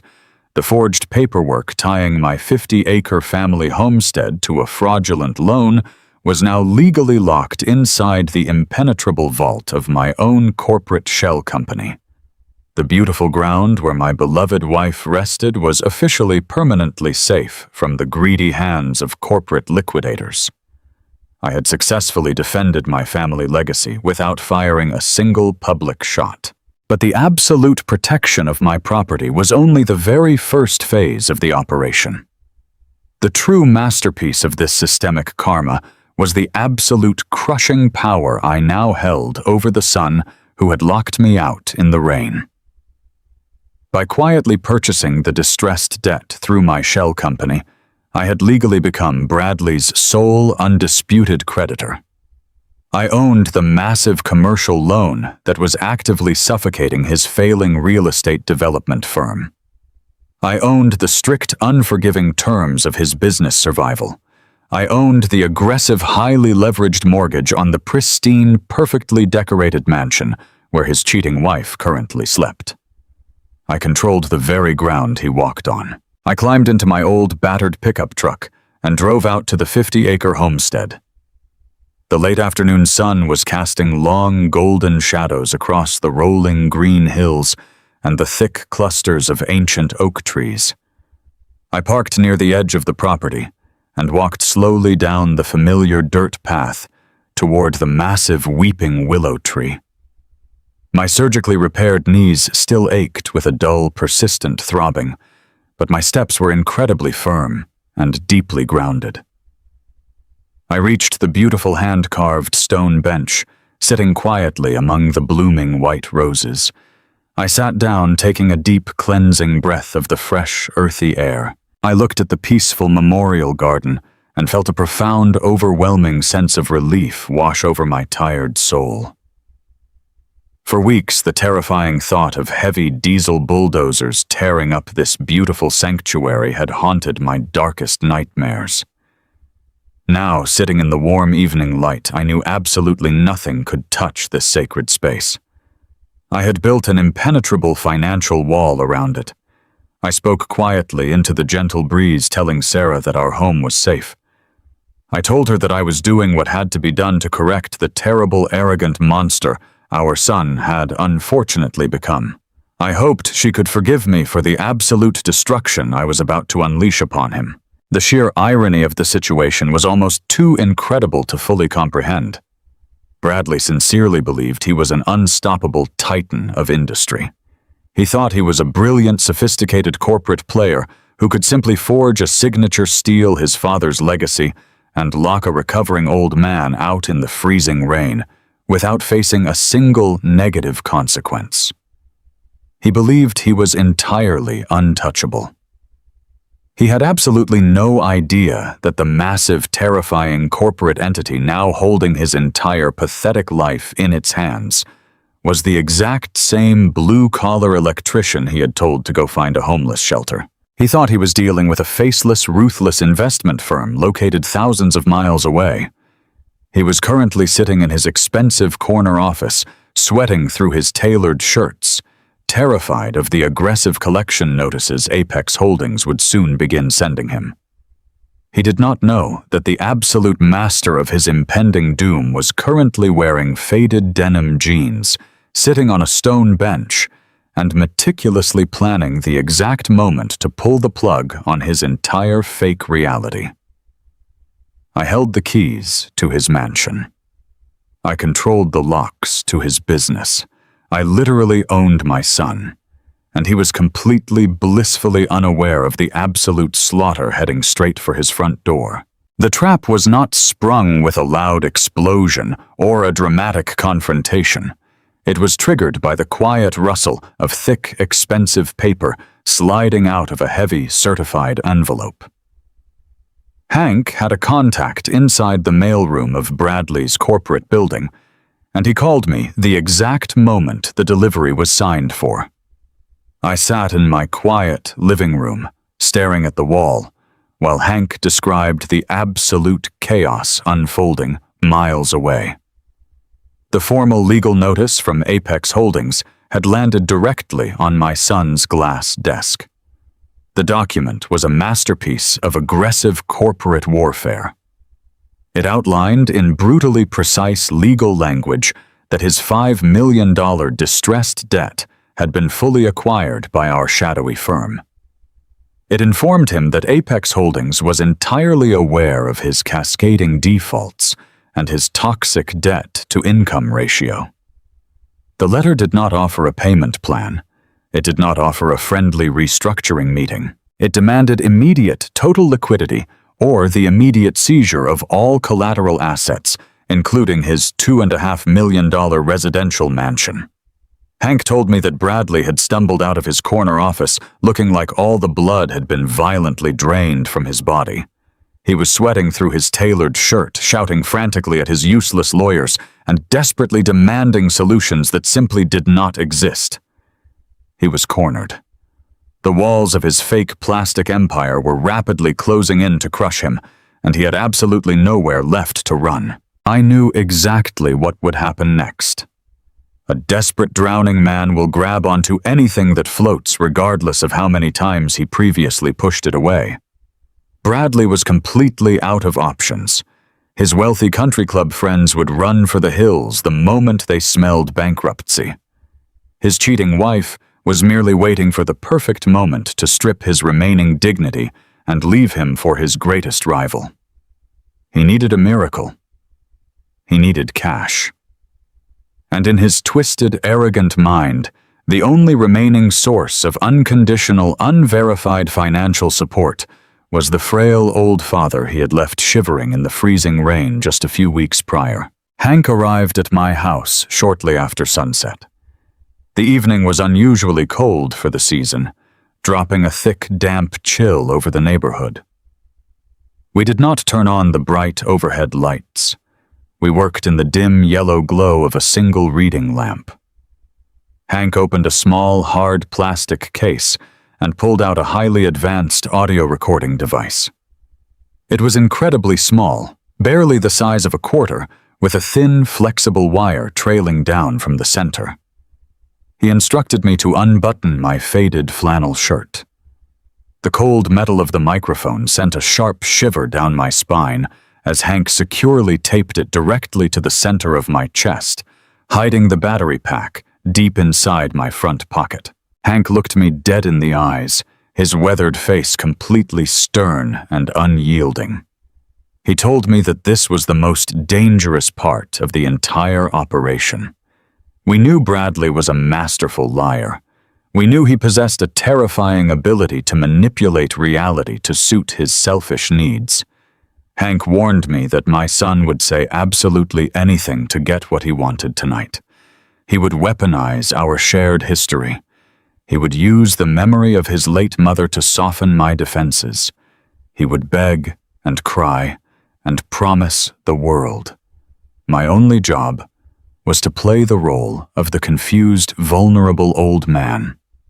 I had to swallow every single ounce of my righteous anger. I had to let him believe he was outsmarting me. The singular goal of this entire evening was to get Bradley to explicitly admit on a high-definition federal-grade audio recording that he had personally forged my signature to secure that fraudulent commercial loan. Without that confession, he could still try to blame the forgery on a rogue employee or a corrupt real estate broker. We needed his own arrogant words to lock the prison door behind him. I buttoned my shirt over the hidden wire, taking a long, deep breath to steady my racing heart. I assured Hank that I was perfectly ready. I had spent 40 years reading complex architectural blueprints and tracing hidden electrical faults. I knew exactly how to sit patiently in the dark and wait for the current to flow into the trap. Hank gave me a firm, respectful nod, slipped out the back door, and positioned his surveillance vehicle in the shadowed alley behind my property. I was completely alone in the house, waiting for the monster I raised to arrive. The doorbell rang precisely at 8 o'clock. The sound pierced the quiet house, making my pulse instantly accelerate. I grabbed my aluminum cane, ensuring my grip was loose and unsteady. I forced my posture to slump forward, intentionally rounding my shoulders to look smaller, older, and deeply defeated. I shuffled slowly down the hallway, dragging my feet against the wooden floorboards to create the pathetic illusion of failing physical health. I took one final cleansing breath, unlocked the deadbolt, and pulled the front door open. Bradley stood on my modest concrete porch, looking absolutely terrible. The sheer panic of the Apex Holdings foreclosure notice had clearly taken a brutal physical toll on him. His usually pristine hair was disheveled. His expensive designer tie was loosened and hanging crookedly around his neck. His eyes were bloodshot, completely underlined by heavy dark purple bags of exhaustion. He looked like a man who had not slept in days. In his hands, he awkwardly held a cheap store-bought cherry pie. The bright yellow discount sticker was still half attached to the plastic lid. It was an incredibly pathetic, hollow offering. A $5 discounted pastry meant to magically erase the profound, unforgiving cruelty of locking his recovering father out in a deadly storm. "Dad," he said, his voice cracking with a manufactured, forced vulnerability. "I am so incredibly sorry to just show up unannounced like this. I have been out of my mind with worry about you. Please tell me you are okay." I looked at the cheap pie, and then up at his exhausted, desperate face. I forced my hands to tremble slightly as I leaned heavily against the wooden doorframe. I gave him a weak, confused smile, letting my voice waver perfectly. "Bradley," I whispered, acting surprised and fragile. "It is quite late, son. I was just getting ready to rest my knees. The pain has been very difficult to manage lately." He immediately stepped forward, pushing his way into the entryway before I could offer an invitation. He placed the cheap pie on the hallway table and awkwardly wrapped his arms around my shoulders. The embrace felt incredibly stiff and entirely unnatural. There was no genuine warmth in his touch. It was the calculated physical manipulation of a corporate salesman trying to close a difficult client. "Dad, I have been absolutely sick about what happened a few weeks ago," he said, pulling back and looking at me with wide, pleading eyes. "It was a massive, terrible misunderstanding. You have to believe me, Jessica was having a severe clinical panic attack that night. The pressure of the charity brunch, the caterers, the social expectations, she completely lost her grip on reality. She threatened to leave the house if I let anyone inside. I was backed into a terrible corner, Dad. I had to de-escalate her mental breakdown. I swear to you, I drove around the neighborhood for hours looking for your taxi. I wanted to bring you back, but I could not find you. I have not been able to forgive myself." The sheer audacity of his lie was absolutely breathtaking. I had literally watched him stand on his porch holding a glass of expensive bourbon, calmly checking his watch, while he told me to find a homeless shelter. There was no panic attack. There was no frantic search in the rain. He was effortlessly throwing his own cheating wife under the bus to save his own skin. It took every ounce of physical restraint in my body to keep from raising my cane and striking him across the face. But the cold, hard metal of the wire taped to my chest reminded me of the mission. I had to let him dig the grave deeper. I let out a long, trembling sigh, slowly lowering my eyes to the floor. "Oh, Bradley," I murmured, playing the role of the forgiving, foolish old father. "You do not need to explain yourself to me. I know how stressful marriage can be. I know Jessica requires a very specific lifestyle. I was just Hurt's son. I felt very forgotten. But I am an old man. My memory is slipping and my body is failing. I just want peace in my family." Bradley's shoulders visibly relaxed, dropping a massive, heavy fraction of his overwhelming anxiety. He had foolishly bought the performance hook, line, and sinker. He honestly believed his slick, silver-tongued lies had successfully smoothed over the deepest betrayal of my life. He gently placed his hand on my back and guided me toward the kitchen, offering to make us a cup of tea so we could catch up. We sat across from each other at the small wooden table, the very same table where I had spent countless nights helping him with his high school math homework, the table where his mother had baked him endless birthday cakes. He looked around the modest kitchen, his eyes constantly darting, scanning my environment, evaluating my assets. I could practically hear the desperate gears grinding inside his arrogant head. He was trying to figure out if I had any hidden liquid cash laying around. He was silently wondering if he could manipulate me into taking out a massive second mortgage on my house to help save his drowning company from the ruthless jaws of Apex Holdings. "Dad, you really do look incredibly tired," Bradley noted, leaning forward and resting his elbows on the table. "Are you managing your affairs properly? You live all alone out here now. The property taxes, the insurance, the maintenance, it must be incredibly overwhelming for you, especially with your knees giving out. Have you considered downsizing? Or maybe bringing someone in to manage your financial portfolio?" The pivot was so incredibly smooth it was almost admirable. He was expertly steering the conversation exactly where he needed it to go.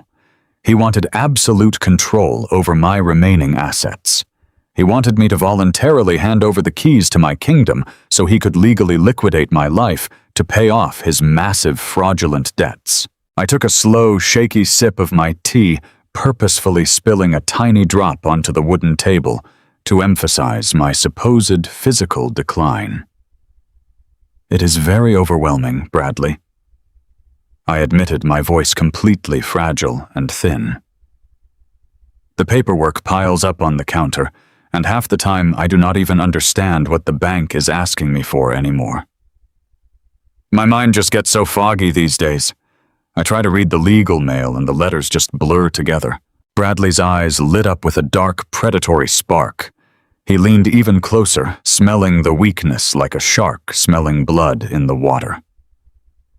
"Dad, you should not have to deal with that kind of stress at your age," he said, his voice dripping with fake honey-coated concern. "You spent your whole life working hard to provide for us. It is my turn to step up and protect you. We could draft a simple power of attorney, just a basic legal formality that allows me to handle the heavy lifting for you. I can consolidate your assets, pay your property taxes, and make sure your estate is perfectly secure. You would never have to worry about reading another confusing bank document again." I carefully set my mug down. The trap was perfectly set. The bait was dangling right in front of his arrogant face. I just needed him to bite down completely. "That actually sounds very nice, Bradley," I whispered, rubbing my temples as if fighting a severe headache. But my memory has been playing terrible tricks on me lately. I received a very strange, confusing letter from the county assessor last week. It was about the 50-acre homestead, the land where your mother's memorial garden sits. Bradley flinched. It was a microscopic physical reaction, but I caught it perfectly. The color drained from his cheeks for a fraction of a second, and he quickly reached for his own mug of tea to hide his sudden, intense nervousness. "What kind of letter, Dad?" he asked, trying desperately to keep his voice casually indifferent. I looked at him with wood-innocent eyes, fully committing to the performance of a terrified, confused senior citizen. The county said there was a massive commercial lien placed against the property, I explained, letting my voice tremble with fake anxiety. They used big legal words I did not understand. Something about a $5 million corporate bridge loan and a collateral pledge. I almost called the police, Bradley, because I thought someone had stolen my identity. I thought some terrible criminal had hacked into my bank accounts and put a mortgage on your mother's sacred resting place. I have been losing sleep over it. I do not understand how a bank could put a loan on my land without my signature. Bradley let out a sharp, nervous laugh, quickly waving his hand through the air, as if swatting away a minor annoying fly. He completely bought the illusion. He saw a frail, terrified old man who was thoroughly intimidated by complex legal jargon. He saw a golden opportunity to permanently silence my fears while simultaneously positioning himself as my brilliant protecting savior. "Dad? Dad, please calm down," he said, flashing a wide, reassuring smile that did not reach his panicked eyes. "You do not need to call the police or worry about hackers. Nobody stole your identity. That was just a standard bureaucratic notice. I actually handled that paperwork for you a few months ago." I forced my breathing to remain perfectly steady. The hidden microphone taped to my chest was capturing every single word in crystal-clear, high-definition audio. "You handled it?" I asked, blinking slowly in feigned confusion. But the document said my signature was on the collateral pledge. How could my signature be on a corporate loan document I never saw?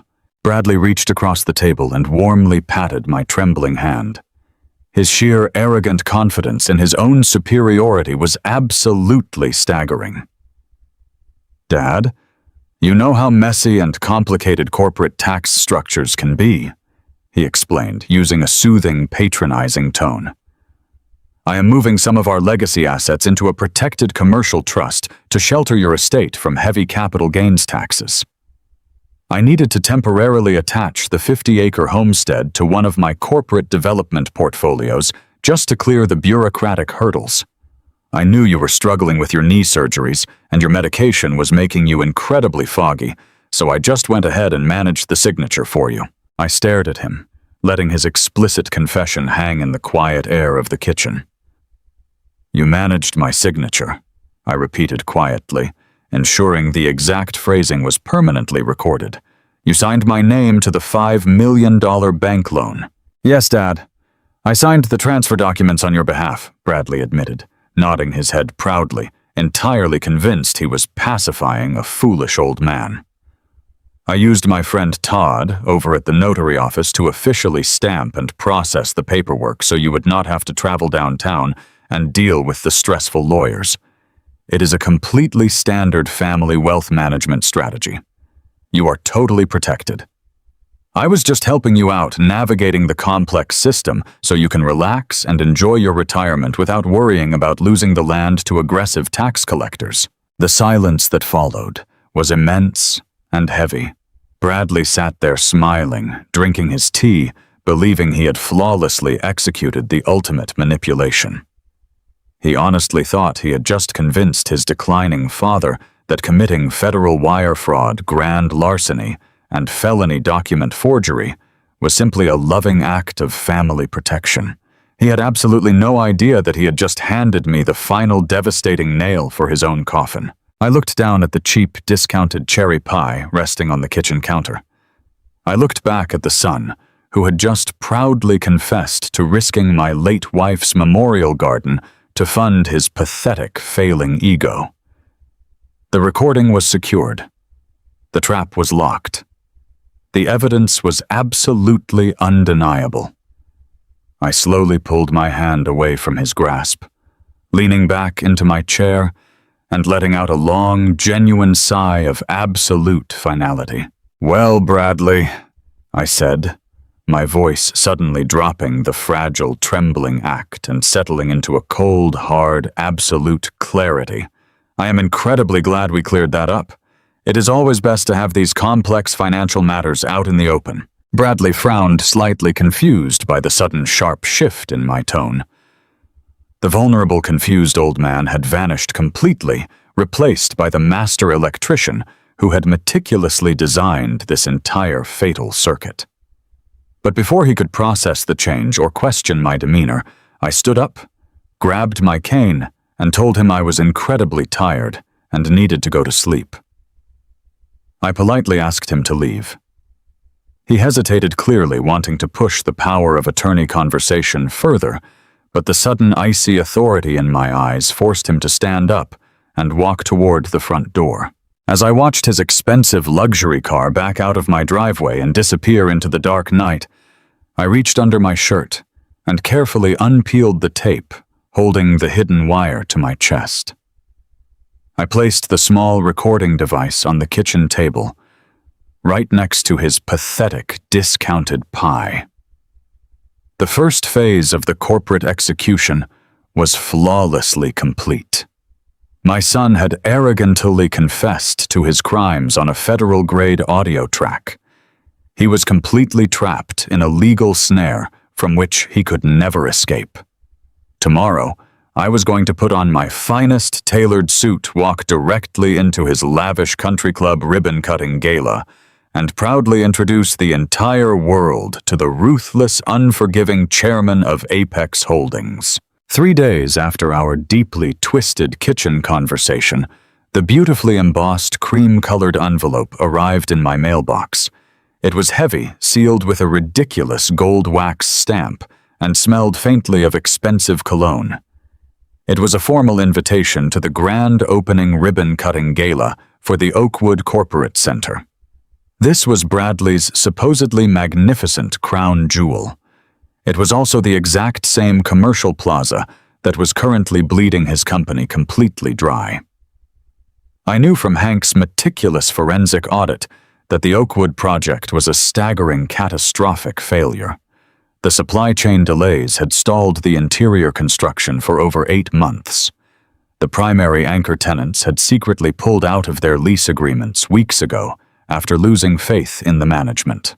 The magnificent glass facades and the freshly planted imported palm trees surrounding the building were nothing but a highly expensive theatrical set designed to hide a massive, rotting financial corpse. Bradley was hemorrhaging cash just to keep the lights turned on for the evening. This entire lavish event was a desperate, calculated public relations stunt. He was throwing a massive, expensive party to desperately convince his local investors, the city politicians, and most importantly, his new aggressive creditor, Apex Holdings, that his firm was thriving.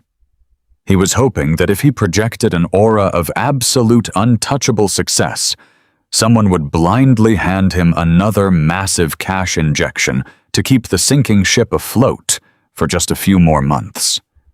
He was literally buying premium champagne with money he did not have to impress people who would not give him a second glance if they knew his bank accounts were overdrawn. It was a spectacular display of arrogant delusion and profound financial denial. My phone buzzed later that same afternoon. It was Bradley calling to follow up on the ridiculous gold-sealed envelope. His voice was incredibly smooth, dripping with that same manufactured honey-coated charm he had used in my kitchen when he confessed to committing federal forgery. He told me how much it would mean to him if I attended the gala. He said he wanted me sitting right there in the front row, directly in the VIP section, next to the mayor and the city council members. He spun a beautiful, heartwarming narrative about honoring his roots and showing respect to the man who made his success possible. He explicitly told me that he wanted the wealthy investors to see the hard-working blue-collar electrician who had raised him.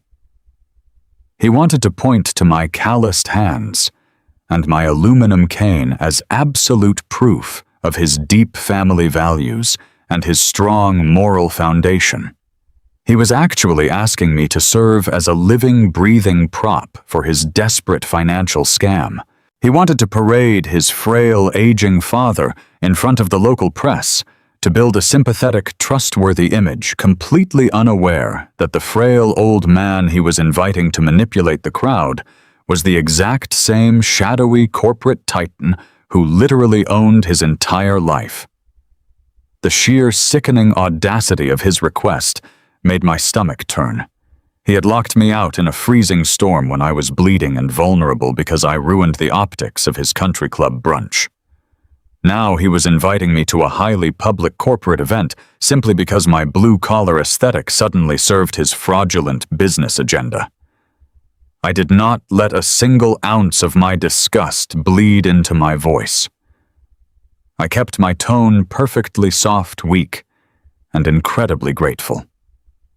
I told him I would be absolutely honored to attend his big day. I promised him I would wear my best clothes and sit exactly where he told me to sit.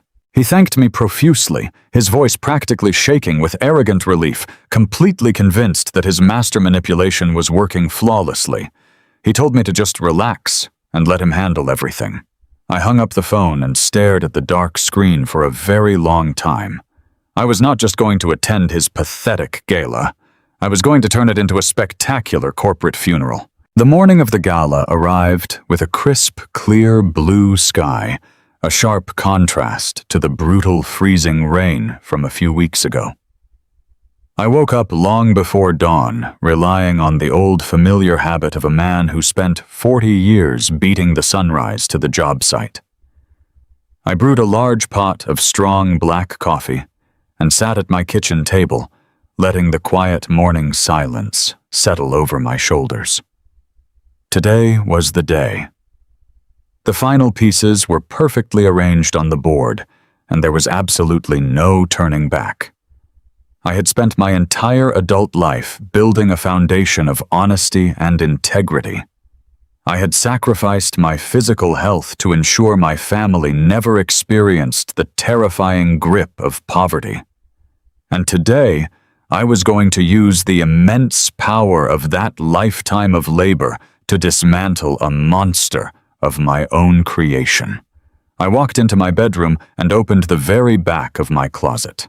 I reached past the long row of faded flannel shirts and heavy denim work pants. Hidden behind them in a dark protective garment bag was a custom-tailored charcoal gray suit. I had purchased it years ago in a rare moment of indulgence right after I secretly sold my electrical company for $35 million. I had only worn it once, taking Sarah to a beautiful anniversary dinner down in Charleston before she got sick. The fabric was incredibly soft. The stitching was flawless, and it fit my broad shoulders with absolute precision. I took a long, hot shower, washing away the lingering stiffness in my joints and shaving my face meticulously until my jaw was completely smooth. I combed my gray hair back neatly, applying a small amount of the classic aftershave Sarah had always loved. I stepped into the expensive trousers and buttoned the crisp, blindingly white shirt. As I slipped the charcoal jacket over my shoulders and stood in front of the full-length mirror, I hardly recognized the man staring back at me. I did not look like a broken-down retired electrician surviving on monthly Social Security checks. I did not look like a frail, confused old man who needed his arrogant son to illegally forge his signature on a real estate deed. I looked like a man who commanded absolute, unbreakable authority. I looked exactly like the chairman of Apex Holdings. I adjusted my cuffs and walked over to my heavy, worn leather briefcase resting on the bed. This was not a briefcase meant for holding loose change or trivial medical bills. Today, it was a mobile vault of pure, unadulterated justice. I opened the brass clasps and began meticulously loading my ammunition.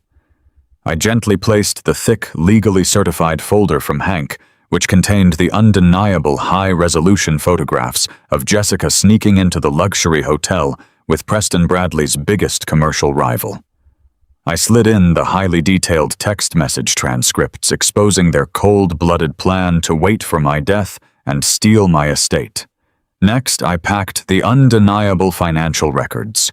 I placed the heavily stamped official purchase agreements proving beyond a shadow of a doubt that Apex Holdings now exclusively owned the $5 million distressed commercial loan and the massive residential mortgage on Bradley's mansion. I packed the immediate, unforgiving foreclosure notices that demanded total asset liquidation.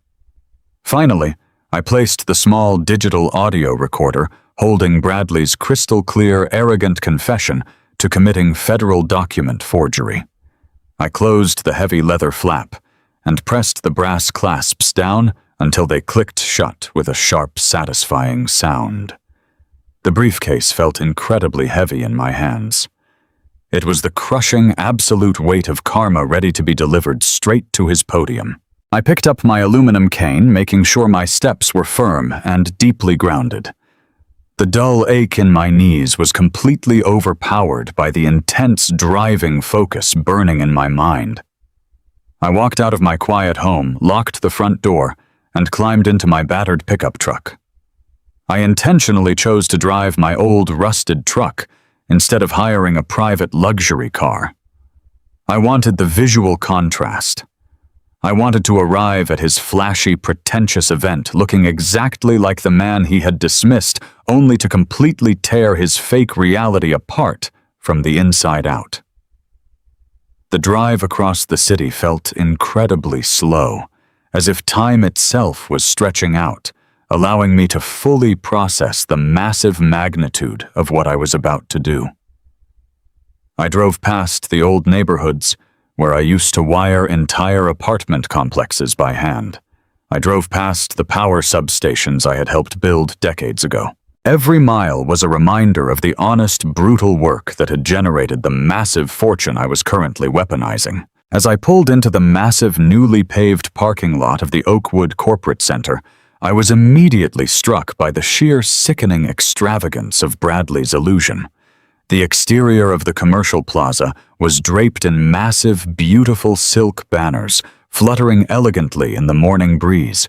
A pristine red carpet rolled out across the concrete, leading directly to a massive, brilliantly lit stage area. Dozens of luxury vehicles, sleek black sedans, and expensive imported sports cars were parked in the designated VIP section. A sophisticated string quartet was playing soft classical music in the background, completely masking the deafening sound of a company actively drowning in catastrophic debt. I parked my old truck at the very edge of the lot, wedging it between a shining silver convertible and a massive luxury SUV. I grabbed my leather briefcase and began the long walk toward the gala. White-coated waiters were gracefully moving through the growing crowd, carrying silver trays loaded with premium champagne flutes and expensive culinary appetizers. Local journalists were busy setting up their cameras, adjusting their bright lights, and testing their microphones to capture the grand ribbon-cutting ceremony. I saw the city mayor shaking hands with wealthy real estate developers, completely oblivious to the fact that they were standing on a massive federal financial crime scene. I walked slowly down the red carpet, my cane tapping a steady rhythmic beat against the pavement. The wealthy attendees parted slightly, casting curious, slightly condescending glances at the older man holding a battered leather briefcase. They likely assumed I was a lost maintenance worker or a confused local resident who had wandered onto the private property to look at the free food. I did not care about their arrogant stares. My eyes were locked entirely on the front row of the seating area. Bradley was standing near the edge of the elevated stage, wearing a spectacular navy blue suit, his hair perfectly styled, smiling broadly as he shook hands with a group of prominent local investors. Jessica was standing right by his side, wearing a stunning, incredibly expensive designer dress, laughing brightly and playing the absolute perfect, devoted corporate wife. They looked like the ultimate flawless American success story. They looked entirely invincible. I gripped the handle of my briefcase tighter, feeling the cold, hard reality of the documents waiting inside. Bradley spotted me approaching from the corner of his eye. He quickly excused himself from the wealthy investors and rushed over to meet me. His face stretched into a massive manufactured smile for the explicit benefit of the watching cameras. He threw his arms around me in a highly dramatic fake embrace, making sure the local journalists captured the touching family moment. He gently guided me to a plush reserved seat in the absolute front row right next to the wooden podium. He leaned down and whispered in my ear, telling me how perfect this was going to be and how proud he was to have me there. He was completely unaware that he had just personally escorted his own executioner to the absolute best seat in the entire house. I sat down in the comfortable velvet chair, resting my hands flat on top of the heavy leather briefcase sitting on my lap. The tension in the air was thick, suffocating, and incredibly volatile. The string quartet slowly faded out to a gentle stop, and the massive crowd began to murmur in eager anticipation as Bradley stepped up to the microphone. The bright stage lights illuminated his arrogant, confident, smiling face. He was about to give the performance of his life. He was about to tell the world how brilliant, successful, and honorable he was.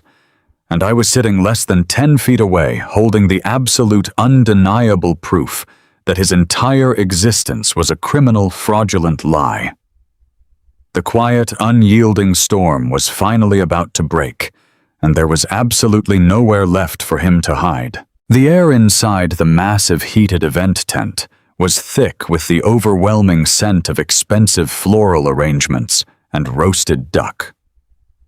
The Oakwood Corporate Center grand opening was a spectacle of absolute disgusting excess. White-coated waiters floated effortlessly through a dense sea of local politicians and wealthy real estate investors carrying heavy silver trays stacked high with imported caviar and premium champagne. Every single detail of the evening was meticulously designed to project an aura of infinite wealth and untouchable success. The giant glass facades of the half-empty commercial buildings reflected the glittering stage lights and the glowing chandeliers. I sat perfectly still in the front row, wearing my custom-tailored charcoal gray suit, with both hands resting firmly on my heavy leather briefcase. I watched the elite members of high society laugh and clink their crystal glasses, completely oblivious to the fact that they were standing directly on top of a massive financial graveyard. The gentle hum of the classical string quartet slowly faded away as the wealthy crowd was directed toward the main stage. Bradley confidently stepped up to the polished wooden podium. He looked like a man who had already conquered the entire world. His navy blue suit was perfectly tailored to his shoulders, and his smile was incredibly wide, showing off perfectly white teeth. He tapped the microphone, and the ambient chatter of the crowd died down to a respectful hush. He began his speech with a smooth, practiced elegance. He talked about his grand vision for the city and the booming future of the commercial real estate market. He spun a beautiful, elaborate web of corporate buzzwords and projected revenue charts painting a picture of absolute market dominance. Then he paused, letting a soft, manufactured look of deep humility wash over his face. He leaned closer to the microphone, and his voice dropped to a warm, intimate register. He told the audience that none of this incredible success would have been possible without the foundation of strong family values. He pointed directly at me, sitting in the front row. He told the crowd about his hard-working, blue-collar father who had spent 40 years wiring buildings just like this one. He praised my calloused hands and my simple, honest life, using me as the ultimate human prop to build his sympathetic, trustworthy narrative. The entire crowd turned to look at me, clapping politely and smiling with genuine warmth. They thought they were witnessing a beautiful, touching tribute from a grateful, successful son. They had absolutely no idea they were looking at a fully loaded weapon. As the applause rippled through the crisp evening air, Bradley gestured warmly for me to come up and join him on the stage. He wanted the perfect photo opportunity for the local business journals. He wanted a picture of the wealthy developer embracing his frail, aging father to seal the illusion of his moral superiority. I gripped the handle of my leather briefcase and slowly stood up from my velvet chair. I leaned slightly on my aluminum cane, making sure my steps appeared measured and deliberate. I walked up the short flight of carpeted stairs and crossed the brilliantly lit stage. The crowd continued their polite, enthusiastic applause, completely charmed by the manufactured father and son narrative. Bradley stepped away from the podium with his arms open wide, ready to pull me into a fake, deeply emotional embrace. I did not step into his arms. I walked right past him and placed my heavy leather briefcase directly onto the polished wooden podium. I reached out and adjusted the microphone, pulling it slightly closer to my mouth. The crowd slowly settled down, returning to a quiet, respectful silence, expecting me to deliver a few trembling words of parental pride. I looked out over the sea of expensive suits and sparkling jewelry. I saw the city mayor sitting comfortably in the second row. I saw the wealthy regional investors leaning forward with polite smiles. I took a deep, cleansing breath and felt the final lingering trace of my parental mercy completely evaporate from my soul. I stared directly into the camera lenses of the local press, and my voice echoed across the massive courtyard with a cold, heavy, absolute clarity. I told the crowd that my son was an incredibly talented storyteller. I told them that his speech about family values and building a lasting legacy was one of the most brilliant works of total fiction I had ever heard. The polite smiles in the audience instantly froze. A strange, uncomfortable murmur rippled through the front rows. Bradley let out a nervous, sharp laugh and stepped forward, reaching for my arm, trying to gently pull me away from the microphone. He whispered through his clenched teeth, telling me that I was confused and that I needed to sit down. I did not move a single inch. I shrugged off his hand and opened the brass clasps of my briefcase. The sharp metallic clicks echoed loudly through the microphone. I told the crowd that the massive, beautiful commercial plaza they were currently standing in was not a symbol of financial success. It was the absolute desperate hallucination of a man drowning in catastrophic toxic debt. I reached into my briefcase and pulled out the thick stack of certified legal documents. Bradley tried to grab the microphone again, his face draining of all color, but I slammed my heavy cane hard against the wooden podium. The sharp, violent crack made him physically jump backward in total shock. I turned to the audio-visual technician sitting at the control table near the edge of the stage. I instructed him to switch the main presentation screen over to the digital projector feed I had secretly provided to him earlier that evening. The massive screen behind us instantly flickered to life. Instead of Bradley's fake revenue charts, the screen now displayed a massive, high-resolution image of a commercial property deed. I pointed my cane at the giant screen and told the wealthy investors to look very closely at the paperwork. I explained that my son was completely broke. I laid out his massive cascading loan defaults, his stalled construction projects, and his terrifying debt-to-income ratio. The crowd gasped in genuine horror as I systematically dismantled the illusion of his corporate empire. Then I told them the darkest truth of all. I explained that in a desperate bid to secure a massive $5 million bridge loan to keep his failing company alive for a few more months, Bradley needed hard equity. And since he had absolutely nothing left to his own name, he decided to steal mine. I pointed to the bright blue signature on the massive screen. I told the silent, horrified crowd that the document was the sacred deed to my 50-acre family homestead. It was the exact land where my grandfather had built our first cabin and where my late wife currently rested in a beautiful memorial garden. I looked directly at the city mayor and told him that my son and a corrupt licensed notary had committed deliberate, calculated federal wire fraud and felony document forgery to steal my home and offer it as collateral to a regional bank. The silence in the heated tent was absolute. It was a suffocating vacuum of pure shock. Bradley was breathing heavily, his chest heaving as pure animal panic overtook his features.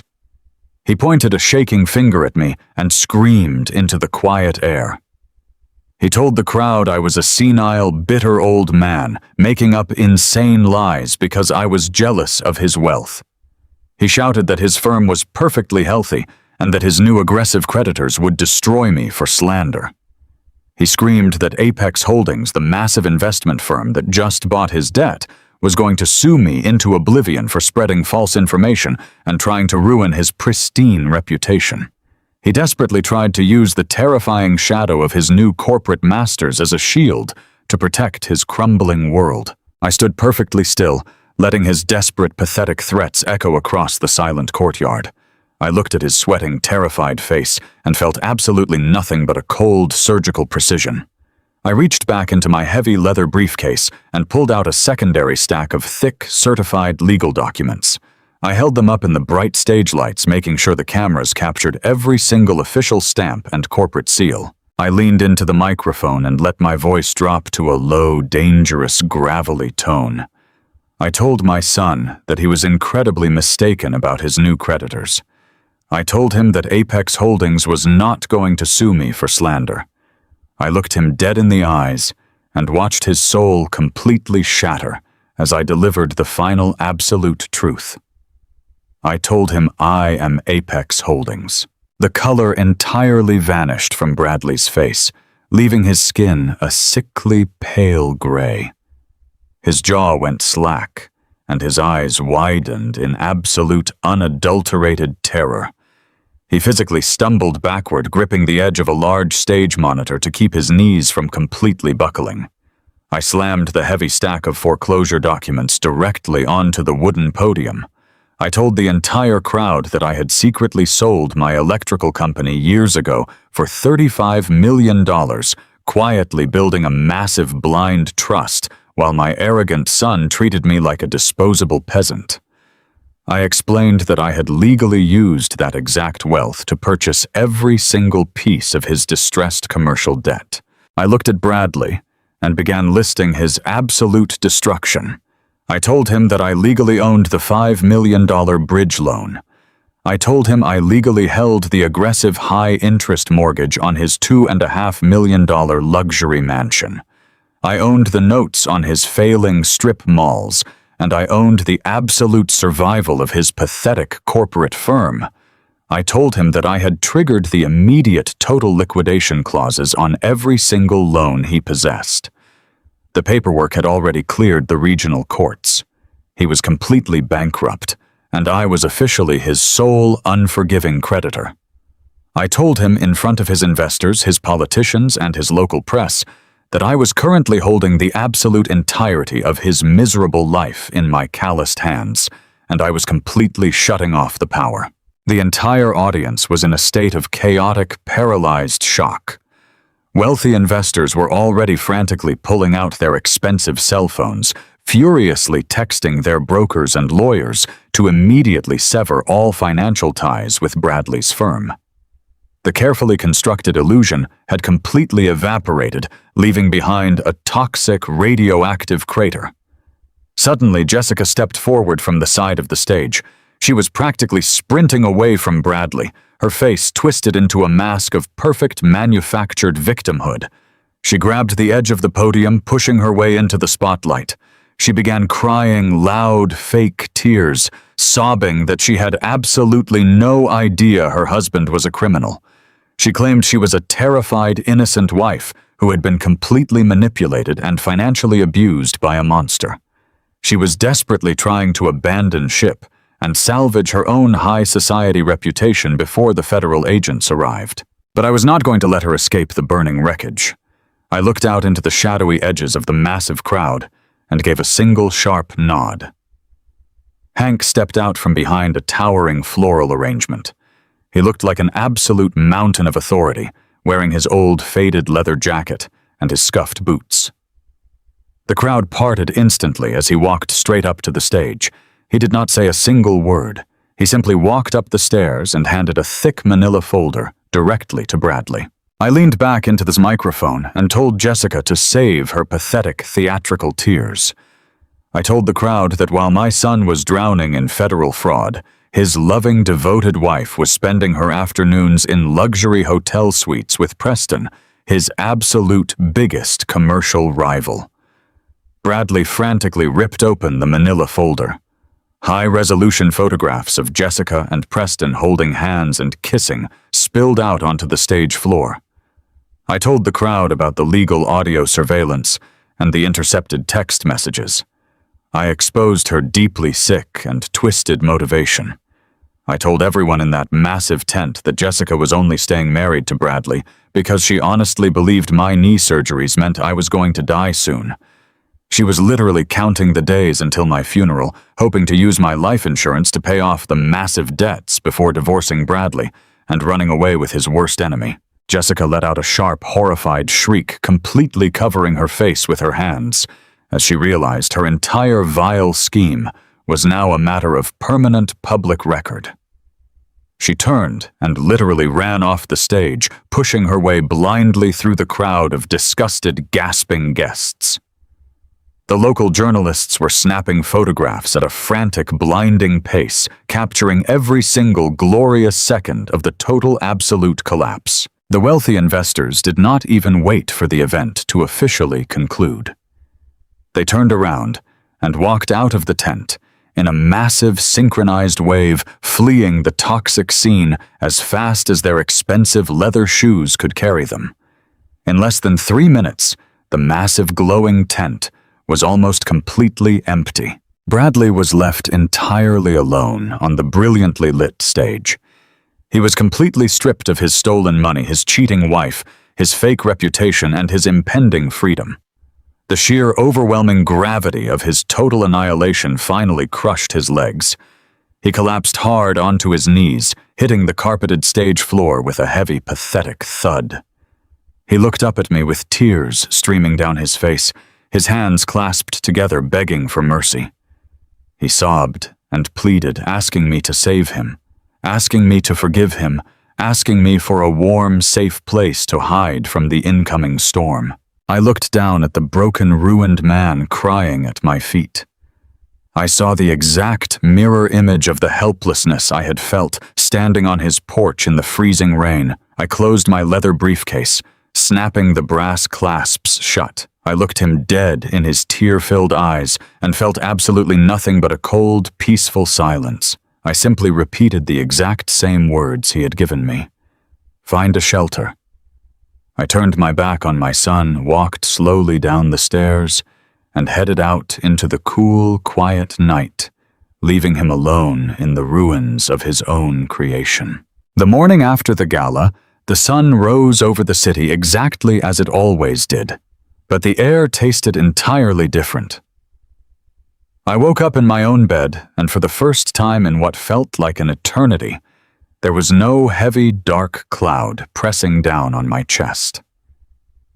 I walked into the kitchen and brewed my coffee, listening to the quiet, peaceful hum of the refrigerator.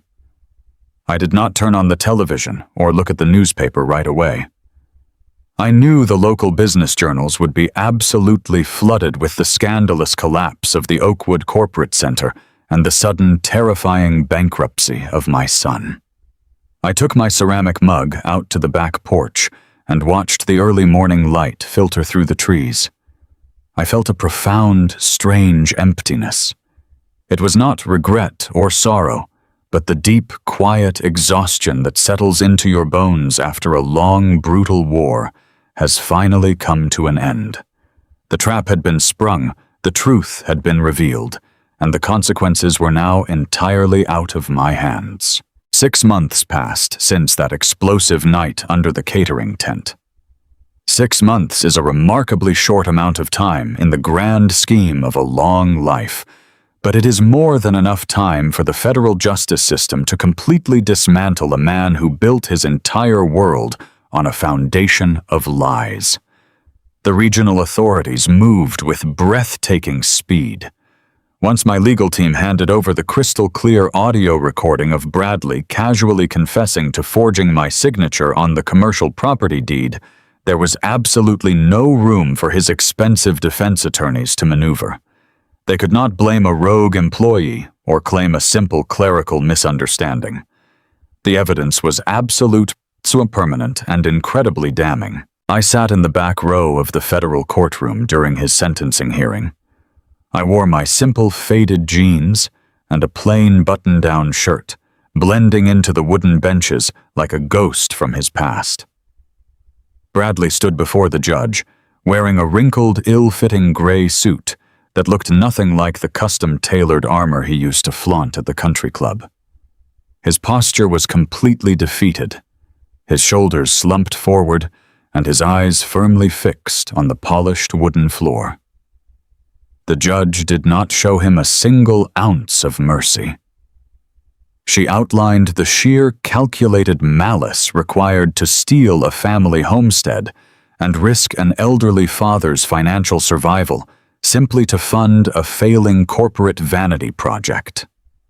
When the judge brought the wooden gavel down and sentenced him to a lengthy term in a federal penitentiary, Bradley finally turned around and looked at me. There was no anger left in his eyes, only a hollow, devastating realization that his own arrogant pride had built the very cell he was about to enter. He was led away through the heavy wooden doors in cold steel handcuffs, completely stripped of his freedom, his reputation, and his false superiority. It broke my heart to see my only son walk into the darkness, but I knew it was the only way he would ever learn the true heavy weight of consequence. While Bradley faced the harsh, brutal reality of federal prison, his wife experienced a completely different kind of spectacular ruin. Jessica had always believed she was the smartest, most sophisticated player on the board. She honestly thought she could effortlessly discard her bankrupt husband, seize half of his remaining imaginary wealth and walk straight into the waiting arms of Preston, his biggest commercial rival. She had calculated her betrayal with the cold precision of a predator, completely relying on my impending death to clear the financial hurdles. But the universe has a very unique way of dealing with that level of sick, twisted greed. The moment the scandal broke, and the undeniable truth of her affair became public knowledge, Preston completely vanished. He was a ruthless corporate shark who survived by protecting his own public image at all costs. He did not build his development empire by rescuing disgraced toxic socialites. Once Apex Holdings seized all of Bradley's assets and froze the residential bank accounts, Jessica suddenly had absolutely nothing left to offer. She brought no capital, no valuable real estate, and no high society prestige. She was nothing but a massive walking liability. Preston stopped answering her frantic phone calls. He blocked her from entering his private office building and completely cut her out of his life without a second thought. The financial collapse hit Jessica with the force of a runaway freight train. Because the massive suburban mansion had been fully leveraged and the debt belonged entirely to Apex Holdings, the foreclosure process was swift and absolute. I authorized my legal team to execute the eviction without a single drop of hesitation. The local sheriff deputies arrived at the pristine, manicured estate and forced her to vacate the premises. The bank seized the expensive imported sports cars, the designer furniture, and every single luxury asset tied to the fraudulent corporate accounts. Jessica was forced to move her few remaining personal belongings into a cheap, cramped apartment on the far edge of the city. She was entirely exiled from the wealthy elite circles she worshipped so deeply. The country club friends who used to drink her expensive wine suddenly pretended they did not even know her name. She was left entirely alone, working a grueling, miserable retail job just to survive the month. She had spent her entire marriage looking down on working-class people, and now she was trapped in the exact same life she had so bitterly despised. With the toxic poison finally removed from my life, I was able to turn my attention back to the things that truly mattered. The massive corporate maneuver had worked flawlessly. Apex Holdings completely absorbed the distressed commercial debt, entirely shielding my 50-acre homestead from any further legal threats. The land my grandfather cleared the dirt my family bled for, and the beautiful, peaceful memorial garden where my beloved Sarah rested, were officially and permanently secure. I drove out to the property on a bright, warm Tuesday afternoon. The harsh winter had finally broken, giving way to the soft, vibrant colors of early spring. I walked down the familiar dirt path, leaning gently on my aluminum cane, listening to the wind rustling through the heavy branches of the ancient oak trees. I reached the large weeping willow at the edge of the property and sat down on the hand-carved stone bench facing Sarah's garden. The white roses were just beginning to bloom, filling the air with a sweet, familiar fragrance. I took a deep breath, letting the clean country air fill my recovering lungs. I spoke quietly into the gentle breeze, telling my wife that the storm was finally over. I told her that our home was safe and that the darkness had been completely washed away. I felt a profound, settling peace wash over my tired bones, a deep, comforting silence that I had not felt since the day she passed away. But securing the land was only part of the healing process. I knew that simply holding on to a massive $35 million fortune was not enough. Money sitting idle in a blind trust does not build a legacy, it merely gathers dust. I wanted to take the immense wealth generated by 40 years of grueling electrical work and use it to create something real, something that would actively combat the arrogant, entitled culture that had destroyed my son. I wanted to honor the calloused hands, the aching backs, and the honest sweat that actually kept this country running. I worked closely with David and my financial management team to establish a massive, permanent endowment. We officially launched the Sarah Henderson Trade Scholarship. I poured millions of dollars into the charitable foundation specifically designed to fully fund the education and training of young, hard-working men and women who wanted to enter the mechanical and electrical trades. We paid for their vocational school tuition, we purchased their heavy tools, and we provided living stipends so they could focus entirely on learning their craft without the crushing burden of student debt. I started spending my afternoons visiting the local trade schools and community colleges, speaking directly with the scholarship recipients. I met young kids who had grown up in tough neighborhoods, kids who knew the exact value of $1 and were not afraid to get their hands dirty. I watched them learn how to run complex wiring schematics, weld heavy steel beams, and repair massive industrial engines. I saw the same fierce, proud determination in their eyes that I had possessed when I was their age. Every time I shook their hands, feeling the rough developing calluses on their palms, I knew I was doing the right thing. These young men and women did not care about expensive designer suits or exclusive country club brunches. They cared about building a solid, honest foundation for their families.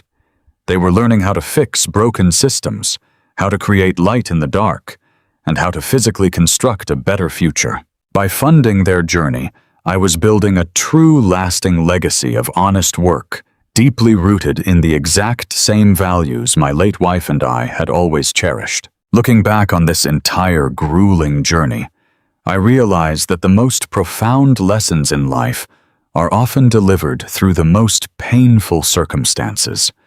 I spent decades trying to give my son a life of ease, completely failing to realize that endless privilege is a terrible teacher. I thought I was protecting him from the harsh realities of the world, but I was actually depriving him of the fundamental struggle required to build strong moral character. The true measure of a man is not the expensive tailored suit he wears, the luxury car he drives, or the impressive corporate title printed on his glass door. The true measure of a man is the promises he keeps when no one else is watching. It is the integrity he shows when the chips are down and the loyalty he maintains when things get difficult. Bradley and Jessica threw away their humanity for the pathetic illusion of high society wealth. They treated love as a transaction and viewed family as a disposable asset. They thought they could manipulate the system, betray their own blood, and walk away completely unscathed. But the universe does not operate on a fraudulent timeline. Karma is a patient ledger, and eventually every single debt comes due. You cannot build a towering mansion on a foundation of lies and expect it to withstand the storm. When the foundation finally cracks, the collapse is absolute and unforgiving. I survived the freezing rain on that porch. I survived the agonizing betrayal. I survived by relying on the exact same patient, methodical discipline that I used to wire entire commercial skyscrapers. I protected my home. I secured my legacy, and I ensured that justice was served with cold, undeniable precision. Have you ever had to cut a toxic family member out of your life to protect your peace? Tell me your story in the comments. If you believe that true justice always finds a way, hit that like button, subscribe to the channel, and let me know what city you are watching from and what time it is right now. I read every single one of them. Until next time, stay strong and protect your own.